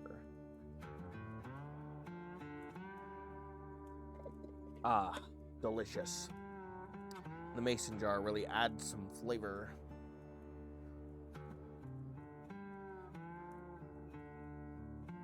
Ooh. We gotten the idea from my buddy Sam, who had seriously gone hunting for Forest Fen's treasure while he was in college. But that's a story for a different time. So we packed up Abdullah's Nissan Altima with enough food and water to keep a horse alive and one big tent that we planned on sharing. I was going to carry the water. He was going to carry the food. We were going to split the tent between our packs. And of course, all of the basic survival gear such as flashlights, binoculars, lighters, and tools. This trip just had an extra bit of excitement around it because it felt like we were escaping the real world and things would feel normal for a weekend. I'm going to have to dodge. Bye, D&D. Thanks for stopping by.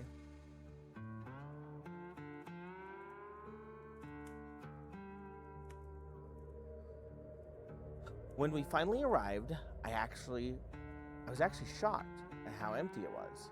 We had suspected that other people would have the same ideas as us, but I guess nobody else was ready to leave their house yet. So we had the mountain all to ourselves. There was only one car in the parking lot other than ours, and we were unloading our stuff as a park guide came up to our car and introduced himself. He was friendly and seemed pretty excited that there were actual people there. It must have been boring to be out here every day and nobody showing up. And for us, it was nice just talking to a stranger because we had lived in a city where everyone was avoiding each other by 6 feet and being antisocial.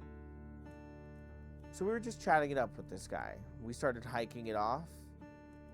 We started hitting it off with this dude. He was only a few years older than us and grew up in Phoenix, was into all the same stuff we were into. We found ourselves talking to the guy for almost 30 minutes after we finished unloading the car. He was giving us tips about what we should look out for and what views we can't miss. He was just an overall good dude. He started jokingly complaining about how he was jealous that we got to go out that day and that he was going to be stuck in the guide's cabin in the parking lot. We started asking him why he doesn't just go out because nobody's here. He explained that he's technically on the clock and he can't go out unless he's hired as a guide in case somebody shows up and is looking to hire a guide. So me and Abdullah immediately just asked him what his rate was, and we'd be happy if he wanted to tag along with us. We hadn't seen other humans in so long that we were just craving social interaction. We genuinely wanted him to come with us. Me and Abdullah are both curious people, and in the 30 minutes we talked to him, he had taught us so many cool things about this mountain range already that we both agreed he would enhance this trip significantly. Plus, he's cool and he doesn't feel like a guide. He feels like he could be one of the buddies. He immediately resists and says he doesn't want to intrude on our trip, but we pressure him and try to force money into his hand as a joke. We pressured him enough that he could tell We pressured him enough that he could tell that we meant it and wanted him to come with us. We weren't just giving him a pity invite, so he finally obliged, but insisted that his tour was on the house, and we just had to scan our IDs. We just had to scan our IDs and sign off that he was coming with us, so all of his bases were covered. We like to be spontaneous, and the addition of a knowledgeable guide just enhanced the trip significantly. So the guy throws together a pack for himself and lets us know that he really appreciates this, and he's only going to come out with us for today. Then he wants us to enjoy the rest of the weekend alone.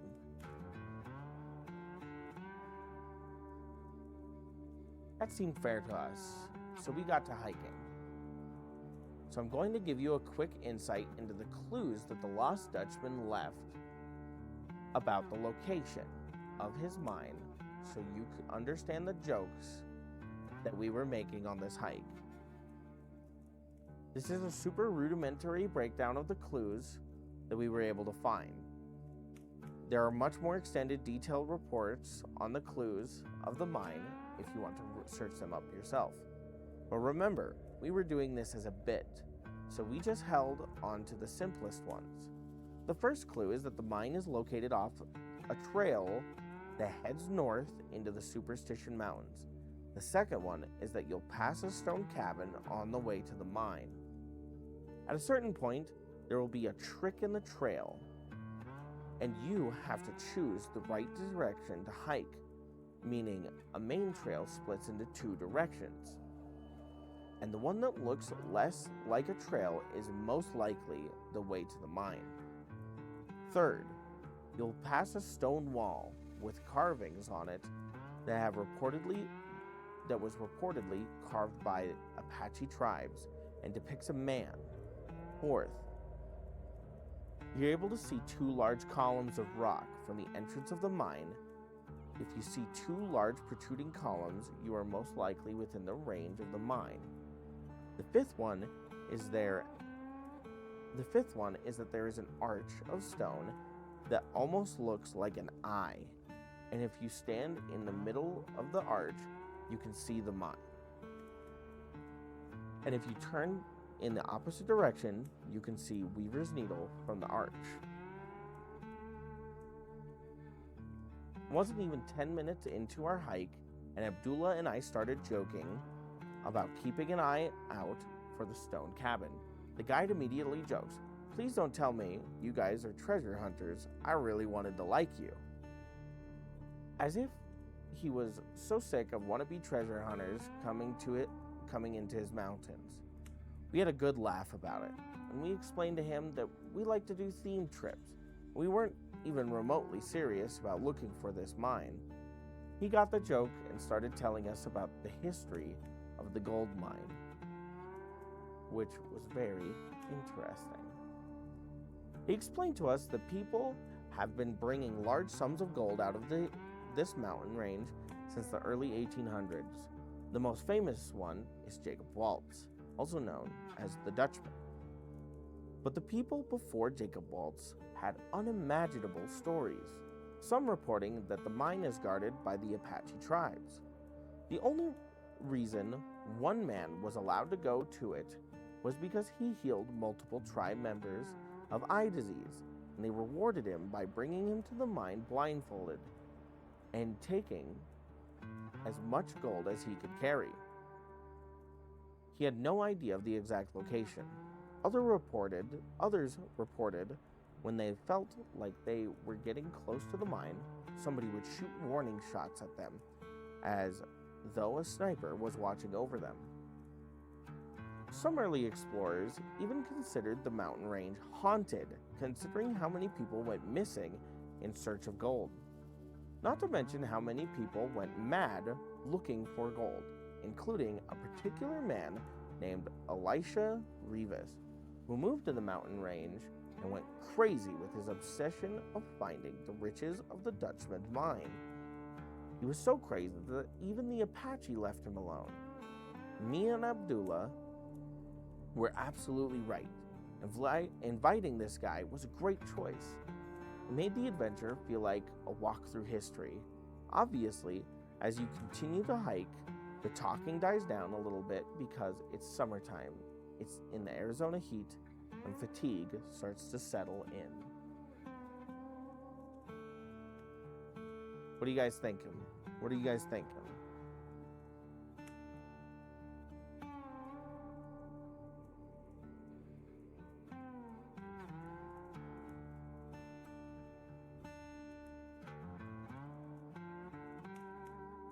This one's a little longer, I will say.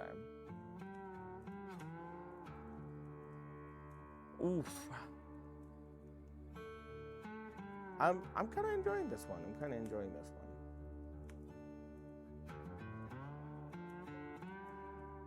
Taking another drink.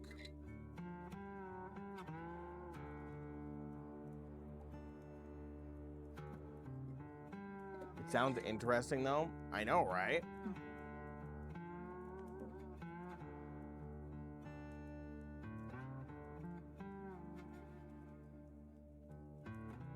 Smokey, I think I passed out a bit. I wasn't aware that I was weak to sleepy time story reading. Oh no, Zorro. I'd like to see how it ends. I think if people didn't want me to eat gold, they shouldn't call it a nugget. You know what? You're totally right. You gotta power through, Zorro. You gotta power through. We're discovering the secrets of the Superstition Mountains.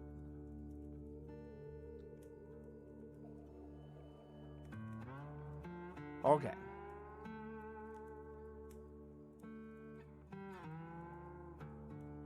We'd been hiking for about 2 hours when we entered this area on the trail where there were 2 beautiful stone walls on either side of us. The entire trail is only about 25 feet wide.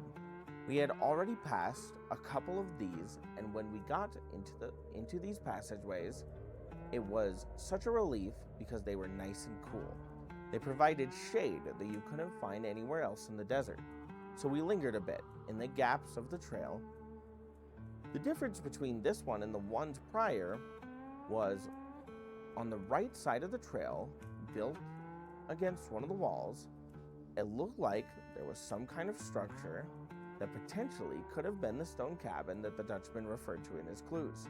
So naturally, me and Abdullah immediately ran up to this thing, pointing at it and celebrating that we had found the first clue, because this is the fun of the bit. We get to find something and celebrate while we're in the middle of a hike. We're dancing around it, pointing at what is basically a pile of rocks that barely looks like it could have been the base of a stone house, and acting as if we're on our way to finding a gold mine. As we're trying to get the guide involved in our celebration, I notice that he's looking up above this passageway towards the ledge of the top of this wall that's about 20 feet overhead. I look above me and look back at the cabin, confused about what he's looking at. ASMR gay tells horror story? That's crazy! I did pass out earlier today when I arrived from the office and had a peach monster. I'm awake as fuck. It's one of my fave Arizona legends. I know, right? Oh, that was scary.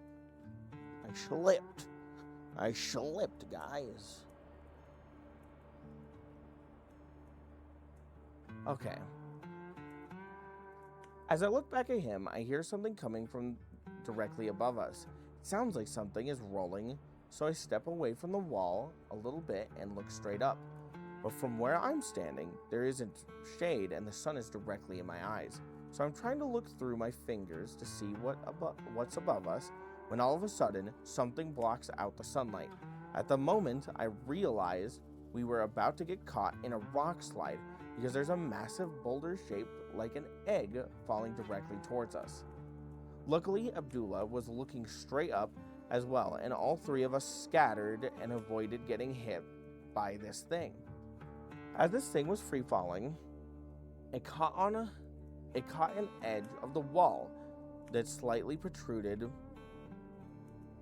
out over the stone cabin. The collision between the protrusion in the wall and the boulder caused the boulder to split in half and the protrusion to be removed from the wall. It almost looks like a chunk of an iceberg falls off, and you can see the bright blue interior of the iceberg shining through. Me and Abdullah were shook because we were standing directly under where the boulder fell. We narrowly escaped being flattened. The guy didn't seem shaken up by it. He seemed angry and was continuing to try and get a better look above the ledge of the wall. We started asking him if we should get out of there because we assumed that it was a rock slide, and if it happened once, it could happen again. But when the guy took out his pistol and started pointing it towards the ledge, it clicked in my head that he must have seen somebody, and he thinks somebody pushed it in an attempt to hit us. Immediately when a weapon is drawn, the situation gets incredibly intense, and there's not much room for words, because you don't want to distract the guy that felt like he had a serious reason to take out his weapon.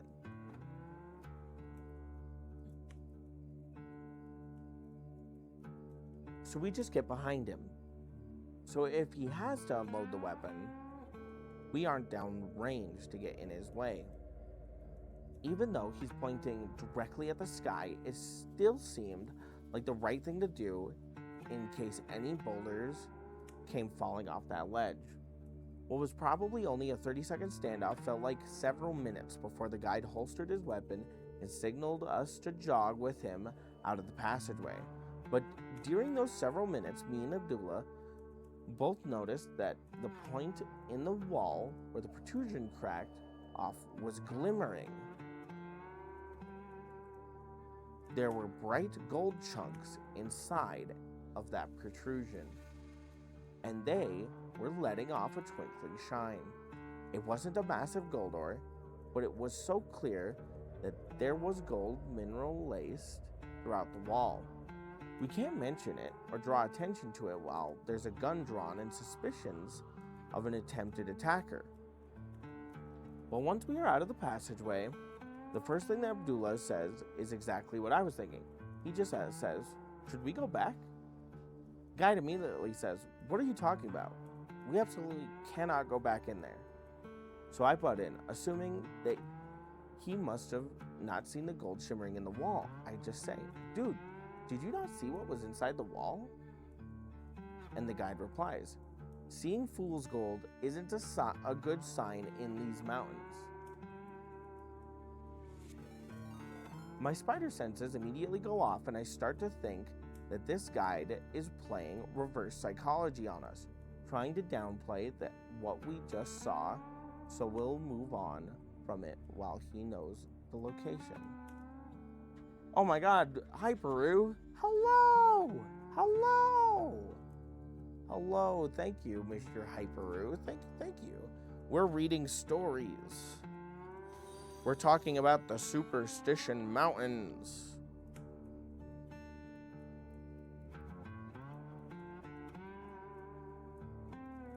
We're talking about the Superstition Mountains. Oh my god, thank you for the shout out. I appreciate it. And by the way, I'm Ranger Smokey. This is Ranger Rocky. We're talking about things that have to do with rocks, such as we're reading a spooky story called Do Not Go to the Superstition Mountains. This is our cowboy stream. Tuesday and Saturday, we do classes on gemology and mineralogy. Thursday is our theme day where we just kind of chill, and Sunday is when I like to goof off. Cutest Rangers ever. I think he's got me beat.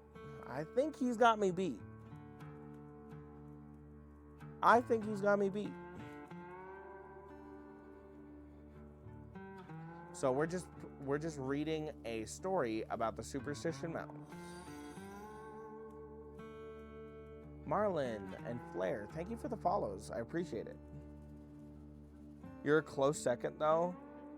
The scaled down hat makes it makes it. I do think the scaled down hat makes it for him. Okay, so to sum up everything for the Raiders, basically these two friends are going out to hike in the Superstition Mountains, and they're doing the whole hee hee ha ha, we're gonna go look for the gold thing as a way to make it through the hike and not be bored. They just had a rock get thrown on them, and they saw gold in the wall as a piece broke off, and they want to go back. But the guide tells them, no, that's a bad idea. You take first if you let us sit in your lap. Well, now I gotta go back to reading. Okay. Please let me know if you guys have any questions, okay?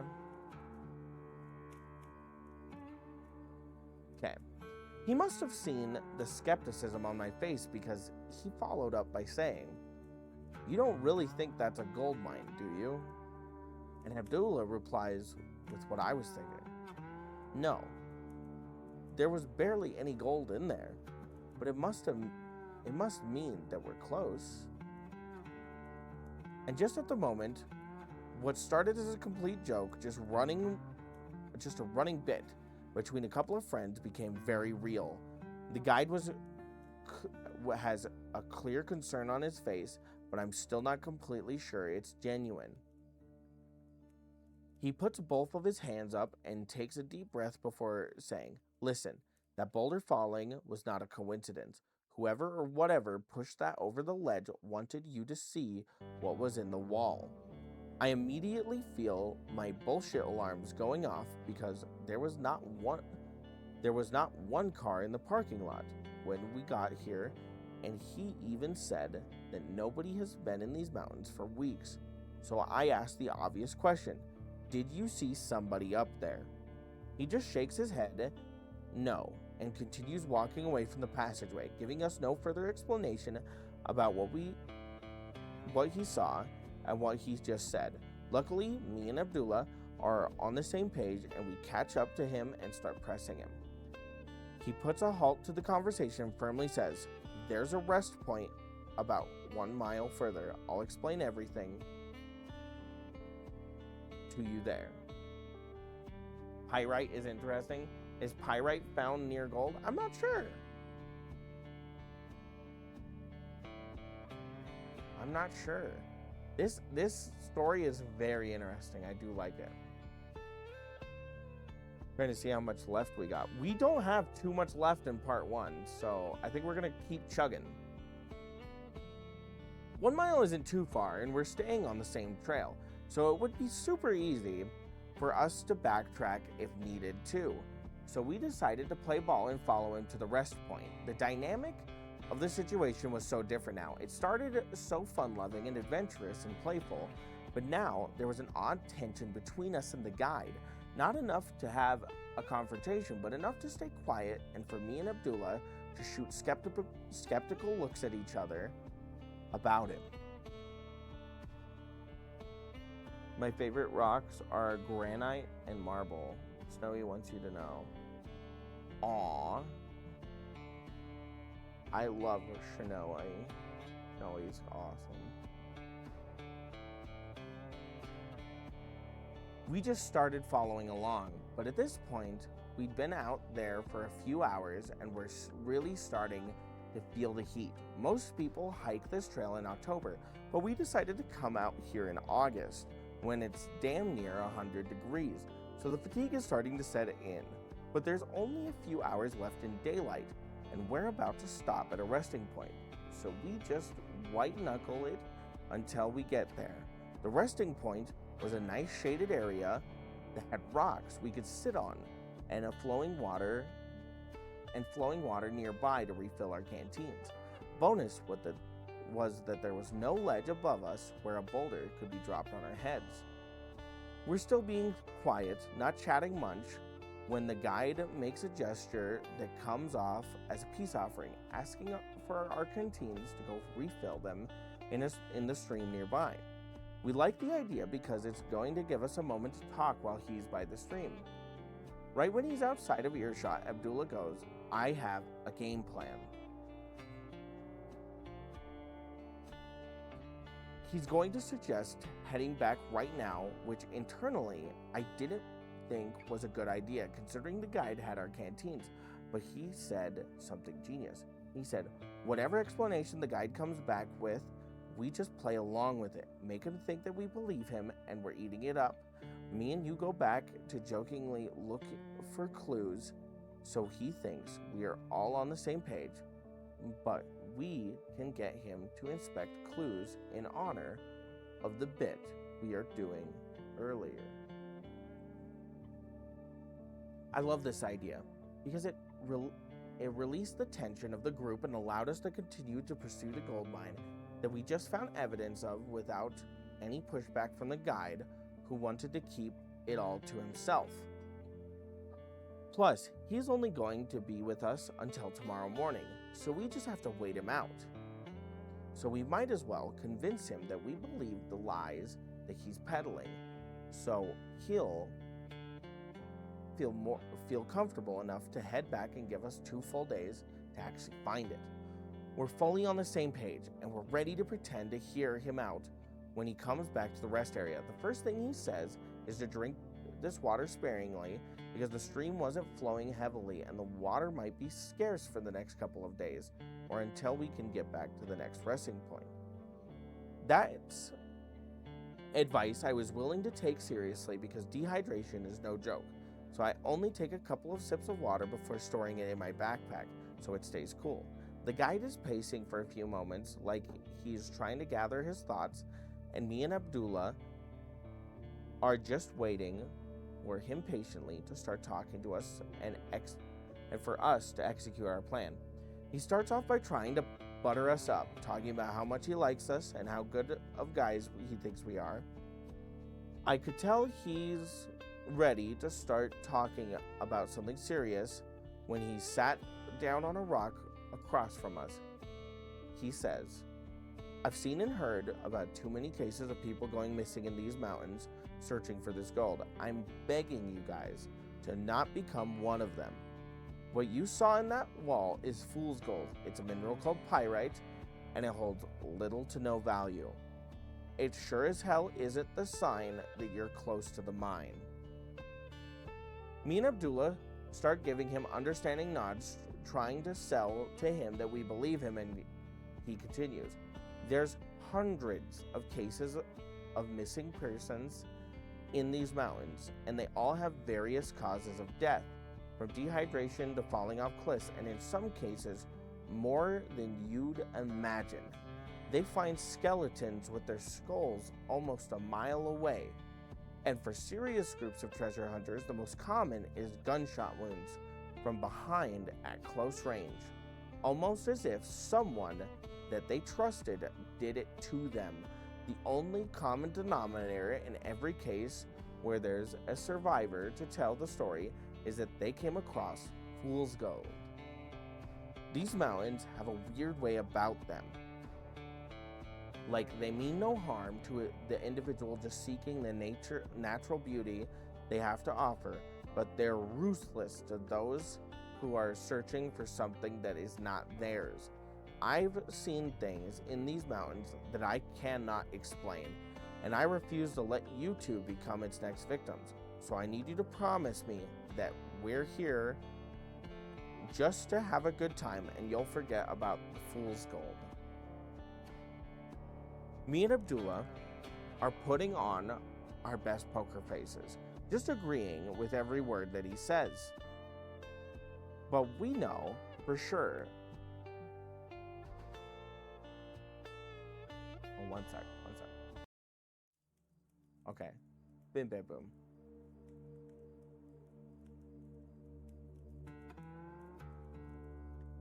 Where is it? We know for sure that he just doesn't want to split it 3 ways. So we make our promises and we make our amends, and I wait for the right moment to crack the first joke. I just say, we can still joke about it, right? And the guide laughingly replies, yes, we can keep doing the bit. Before he slaps his thigh and stands up. Well, we gotta keep moving so we can get to the Weaver's Needle before sundown. We let him lead the way, and me and Abdullah Some of this is written really weird. We let him lead the way, and me and Abdullah trail behind a little bit so we have the freedom to keep our eyes wandering for clues and are out of his earshot in case we need to whisper. We spend the next stretch of the hike with our heads on a swivel trying to find any landmarks that resemble any of the clues. We're not taking much because this stretch of the hike has a slight incline and it was starting to get very difficult. Difficult to the point where I started losing interest in the clues and the gold, and I'm just trying to keep one foot in front of the other.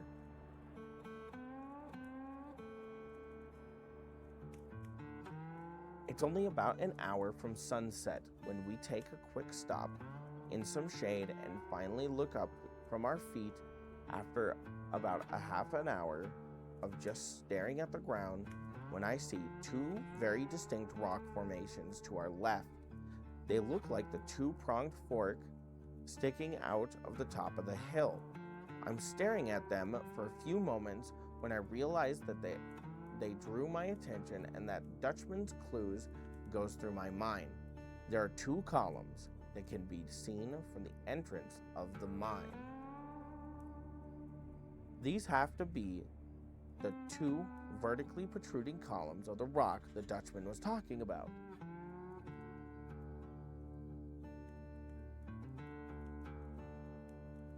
I take a moment to gather myself, to make sure I draw attention to it with the right energy. I'm mulling over if I should act kind of excited or super excited. I concluded that I should act super excited like we did when we found the stone cabin, to be over the top and make it seem as if we're going back to doing the bit. I started hopping up and down and hit Abdullah on the shoulder while pointing at the columns like I'm an excited ape trying to communicate with a human. While I'm jumping up and down, I'm fading towards the side of the trail, and I notice that there's a trail split right here, but the trail goes the direction towards the columns is faint. It's not nearly as prominent as the main trail. In my head, we found the trick of the trail that leads towards the columns on the hill.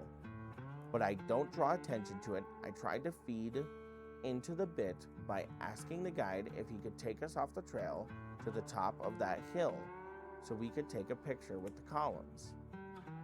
I felt like the touristy aspect of it would persuade him, and it did. He was amused by the way I was jumping around and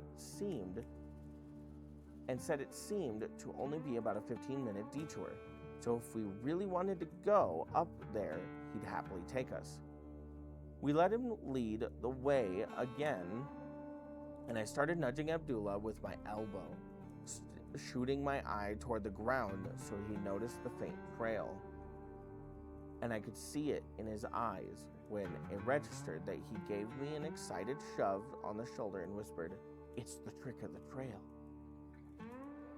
This just further reassured us that the gold in the wall was legit, and we might actually find this thing because it's not like the second rest area was an established rest area. There was just a little bit of shade and a faint trail off to the left. If it wasn't so hot, we never would have stopped at it. But now we had to figure out how we were going to buy time at the tops of the mountain to find the next clue.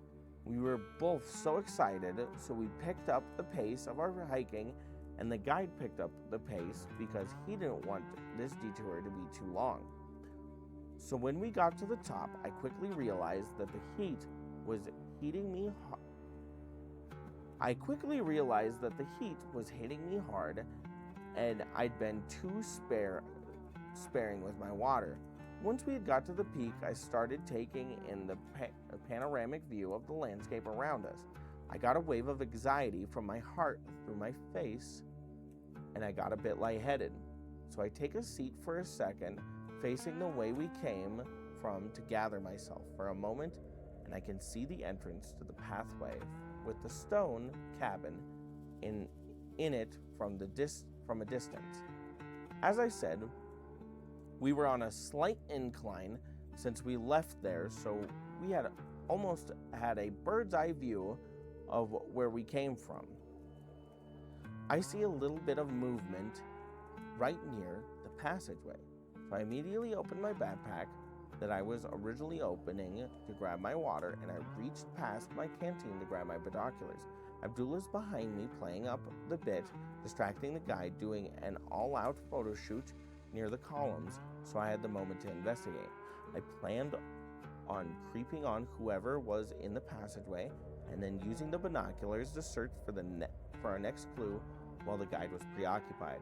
I put the binoculars up to my eye to find the source of the movement, and I realized I could see the top of the ledge where the boulder had come from, and I scanned it until I came across a man.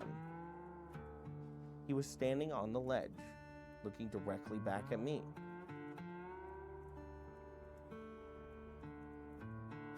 He looks like an average guy, but there's something off about him, and it hits me.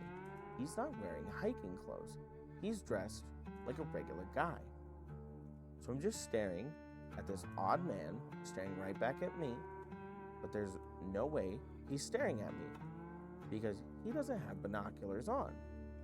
I removed the binoculars from my eyes just to be sure, and without them, he looks like a tic-tac. I can't see him at all. I can't tell which way he's looking or that he's even a man from this distance. So I put the binoculars back to my eyes, and this time he slightly tilts his head and raises his eyebrow, as if he was aware that I had just put the binoculars back on him. I start to get a horrible feeling in my stomach and another wave of anxiety through my chest and face when he lifts his hand and waves at me. But he did one of those Miss Universe waves where they just cup their hand and twist their wrists really delicately. And that is part 1 of Do Not Go to the Superstition Mountains. And I will read part 2 for the YouTube video. Hooray! Look at us. We did good. I actually had a lot of fun doing that.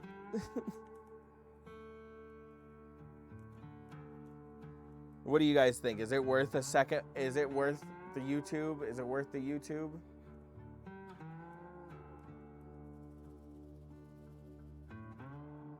Yes. Yes. Is it worth the YouTube video? Okay. Then we'll read part 2 for the YouTube. I think for now, we're going to raid out to... Let's see who's live. Let's see who's live. Bum, bum, bum. Oh, Snowy's live. I think I'll just raid out to Snowy because Snowy's one of my best friends. Do you guys have any ideas for a raid message? Oh, just put Ranger Rocky. Ranger Smokey. Ranger Smokey. Ranger Smokey. If you guys could type that in the chat, that'd be lovely.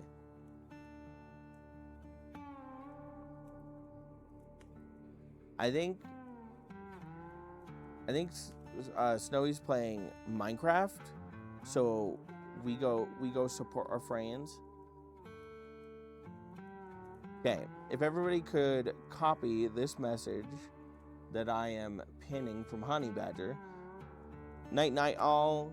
You guys are appreciated and loved and amazing. Please give Snowy some love, because he's so nice to me and I want to return that favor.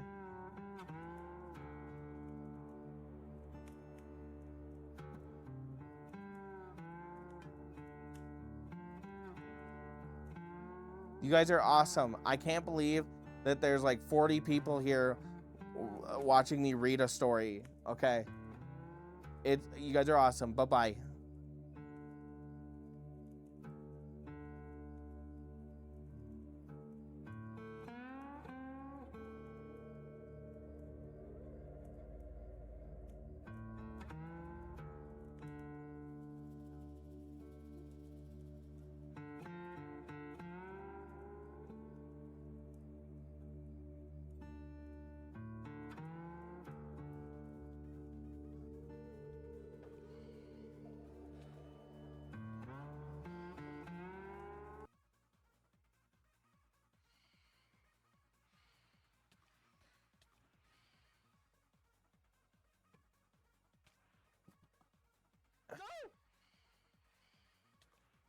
No, please, I'm trying to eat my food.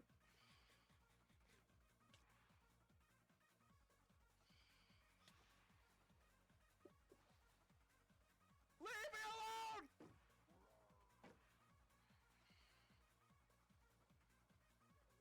Hold on. Heal. Heal. Heal. What is happening? I can't read. I can't read what's happening. Oh! Gosh! Darn it! Oh my gosh! What is that?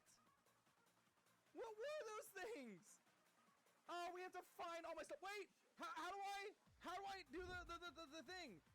Oh my god, Smokey, welcome on in. How are you doing? Telly, thank you for the follow. Hold on. How do we find this? We just got it. What? I can't.